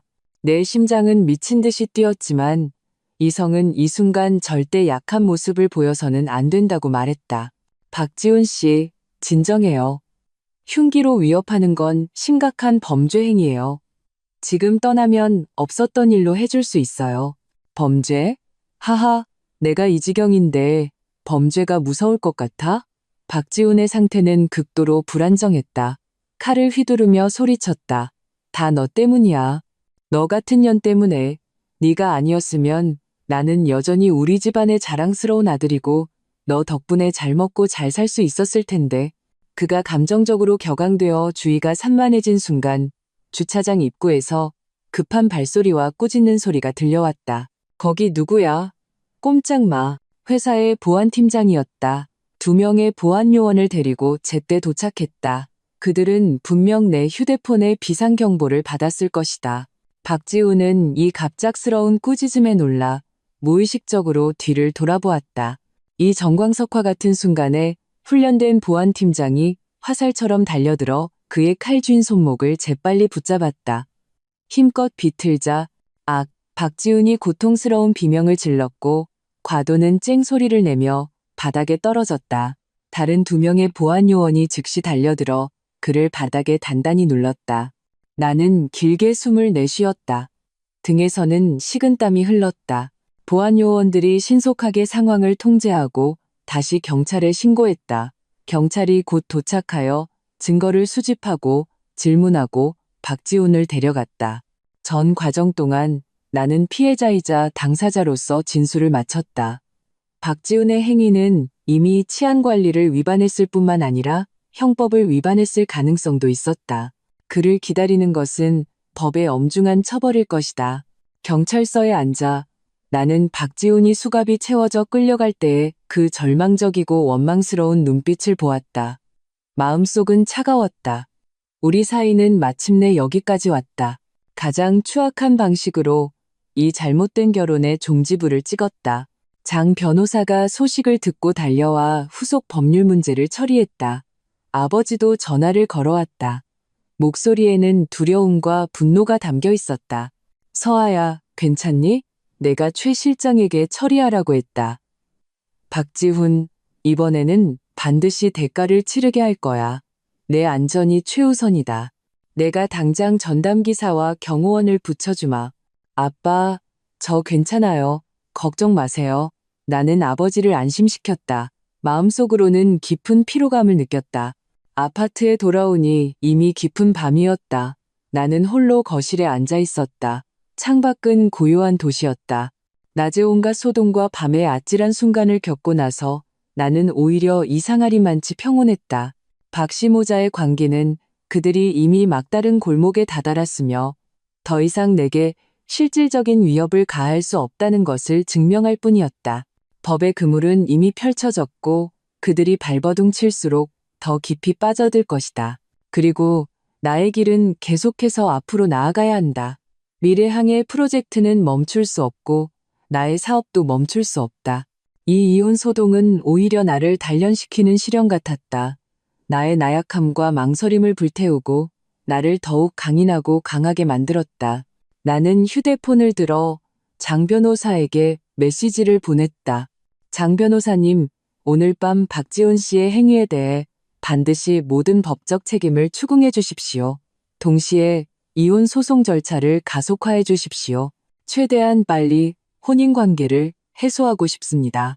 그리고 나는 컴퓨터를 켜고 내일 논의해야 할 프로젝트 기술 방안을 검토하기 시작했다. 그날 밤 주차장에서 박지훈이 흉기를 들고 위협했던 미친 짓은 마치 강력한 촉매제처럼 전체 사건의 종결을 가속화했다. 그는 경찰에 체포된 후 증거가 명백했기 때문에 주차장에 고화질 CCTV, 내 휴대폰의 녹음, 보안 요원과 경찰의 증언, 그리고 이전에 보낸 위협 문자 기록까지 더해져 곧바로 폭력행위 등 처벌에 관한 법률 위반 및 협박 혐의로 구속되었다. 장 변호사는 즉시 사건을 맡아 어떤 형태의 합의도 거부하고 법에 따라 형사 책임을 엄중히 물을 것임을 명확히 밝혔다. 이 소식은 이미 공경에 처한 박씨 집안에게는 낙타의 등을 부러뜨리는 마지막 지푸라기나 다름없었다. 아들이 구속된 후 김영자 여사는 완전히 무너져 고향에서 병석에 누웠다고 한다. 이전에 찾아와 압박하던 친척들도 박씨 집안에 더 이상 희망이 없음을 보고 뿔뿔이 흩어졌다. 남은 것은 박지훈의 그 유약한 아버지 박건국 씨뿐이었다. 그는 병원과 경찰서를 오가며 분주했고 마치 다른 사람처럼 늙어버렸다. 이런 소식들은 대부분 장 변호사를 통해 들었다. 마치 나와는 상관없는 이미 결말이 정해진 비극의 마지막을 듣는 것 같았다. 마음에는 통쾌함도 연민도 없었다. 오직 모든 것이 제자리를 찾은 듯한 평온함뿐이었다. 어떤 사람들은 자신의 편협함과 어리석음 속에서 파멸로 향할 운명이다. 다른 사람이 막을 수도 없고 막을 필요도 없다. 이혼 소송 절차는 박지훈이 구속되면서 매우 순조롭게 진행되었다. 그는 법정에서 억지를 부릴 능력을 잃었고 김영자 여사도 이미 예전의 거만한 기세는 온데간데 없었다. 법의 위엄과 철 같은 증거 앞에서 그들의 모든 저항은 무력했다. 법원은 최종적으로 이혼을 허가했고 결혼 후에 부동산 및 집안의 모든 물품은 내 소유로 귀속되었다. 박지훈이 혼인 파탄에 완전한 책임이 있고 심각한 과실이 있음을 감안하여 그는 나의 혼전 재산 및 혼후 개인 소득을 분할할 권리가 없다고 판결했다. 동시에 법원은 우리의 일부 청구를 받아들여 박지훈과 그의 어머니 김영자 여사에게 판결 확정 후 15일 이내에 지역의 유력 일간지에 법원의 검토를 거친 사과문을 게재하여 계약식에서의 모욕, 폭행 행위에 대해 공개적으로 사과하라고 명령했다. 사과문이 게재된 날, 나는 일부러 비서에게 신문을 사오라고 했다. 크지 않은 지면을 차지한 딱딱하고 형식적인 사과문을 보며 나는 김영자 여사가 이 글자들을 쓸 때에 그 굴욕적이고 일그러진 표정을 상상할 수 있었다. 이 얇은 종이 한 장은 그녀가 이전에 내게 가했던 모든 모욕에 대한 가장 강력한 반격이었고 그 끔찍했던 결혼의 공식적이고 통쾌한 마침표를 찍어주었다. 미래항해 프로젝트는 이런 개인적인 소동에도 불구하고 조금의 영향도 받지 않았다. 오히려 나의 온전한 몰입과 팀의 공동 노력 덕분에 프로젝트는 신속하게 진행되었다. 첫 번째 단계 목표를 일주일 앞당겨 달성했고 갑측, 즉 아버지 회사 전체의 호평을 받았다. 아버지는 고위임원 회의에서 나의 능력과 끈기를 아낌없이 칭찬했다. 나의 위치는 완전히 굳건해졌다. 사업에서의 성공은 모든 것을 치유하는 최고의 약이었다. 그것은 나에게 자신감과 가치를 되찾아 주었고 이전에 뒤에서 수군거리던 목소리들을 완전히 존경과 감탄으로 바꾸어 놓았다. 햇살 좋은 어느 주말 오후 나는 홀로 박지훈과 함께 살았던 그 집으로 돌아갔다. 판결이 확정된 후 나는 이미 부동산에 매물로 내놓았다. 오늘은 마지막 남은 개인 물품을 정리하러 온 것이었다. 집안의 가구는 대부분 그대로였지만 공기 중에는 더 이상 박지훈의 흔적이 없었다. 오직 텅 빈 낯선만이 남아있었다. 나는 평온하게 서재에 있던 내 책, 수상 증명서, 그리고 수많은 야근의 밤을 기록한 노트들을 하나하나 상자에 담았다. 거실에서는 벽에 걸려 있던 커다란 결혼 사진을 내렸다. 사진 속의 나는 그때는 미처 깨닫지 못했던 어색한 미소를 짓고 있었고 박지훈은 더위만만한 표정이었다. 나는 액자를 분해하고 사진을 꺼내 주저없이 반으로 찢어 폐지함에 버렸다. 과거는 철저히 과거로 보내야 한다. 정리를 마치고 나는 텅 빈 거실 중앙에 서서 사방을 둘러보았다. 이곳은 나의 5년의 청춘, 인내, 그리고 실망을 담고 있었다. 하지만 이제부터 이곳은 나와 아무런 관련이 없을 것이다. 새로운 주인이 모든 낡은 흔적을 지우고 새로운 생명을 부여할 것이다. 나처럼 문을 잠그고 열쇠를 부동산에 넘겨주었다. 아파트 단지를 나오는 순간 햇살이 몸에 쏟아져 따뜻했다. 나는 전례 없는 가벼움과 해방감을 느꼈다. 마치 천근만근의 짐을 내려놓은 것 같았다. 저녁에는 가장 친한 친구 2명과 식사를 약속했다. 그들은 이미 내 이혼의 전말을 다 알고 있었다. 식사 자리에서는 과도한 위로나 아쉬움은 없었다. 오직 나를 위해 기뻐하는 건배와 나의 미래 생활에 대한 아름다운 축복뿐이었다. 우리는 대학 시절처럼 웃고 떠들며 다음 여행 계획을 세웠다. 오랜만에 느끼는 순수한 즐거움이 다시 내 삶으로 돌아왔다. 식사 후 나는 강변을 따라 천천히 차를 몰았다. 창문을 내리자 저녁 바람이 얼굴을 스쳤다. 강물의 축축한 기운과 도시의 화려한 맥박이 느껴졌다. 라디오에서는 오래된 노래가 흘러나왔다. 가사는 가자 가자 사람은 스스로 성장하는 법을 배워야 한다고 노래했다. 그래, 가자. 잘못된 것을 떠나보내야 옳은 것을 만날 수 있다. 과거를 떠나보내야 미래를 껴안을 수 있다. 내 인생은 이 처참했던 탈바꿈을 겪은 후 마치 리셋 버튼이 눌린 것 같았다. 나는 더 이상 결혼에 의존하여 자신의 가치를 증명해야 했던 윤서아가 아니다. 더 이상 표면적인 평화를 위해 참고 양보해야 했던 박씨 부인이 아니다. 나는 윤서아다. 5조 원 프로젝트를 독립적으로 이끌 수 있는 전문 경영인이다. 윤태성의 딸이다. 그리고 무엇보다 내 운명의 주인이다. 앞으로의 길은 아직 길다. 어쩌면 도전도 있고 비바람도 있을 것이다. 하지만 나는 이제 두렵지 않다. 왜냐하면 나는 강한 내면을 가졌고 나를 지지하는 가족과 친구들이 있으며奮闘할 가치가 있는 사업이 있기 때문이다. 가장 중요한 것은 내가 내 인생을 선택할 자신감과 능력을 가졌다는 것이다. 휴대폰이 울렸다. 아버지가 보낸 문자였다. 다음 주에 함께 그가 늘 말하던 그 땅을 보러 가지 않겠냐고 물으셨다. 내 미래의 독립 스튜디오를 준비하기 위해서라고 하셨다. 나는 웃으며 답장했다. 네, 주말에 같이 보러 가요. 휴대폰을 내려놓고 나는 엑셀을 밟아 차량의 흐름 속으로 빠르게 합류했다. 전방의 도로는 불빛으로 환했고 무한한 가능성으로 통하고 있었다. 5조 원 계약식에서 시작되어 한 대의 따기로 막을 올렸던 그 소동은 마침내 완전히 막을 내렸다. 그리고 윤서아의 새로운 이야기는 이제 막 첫 장을 넘겼다. 이 장은 분명 더욱 눈부실 것이다.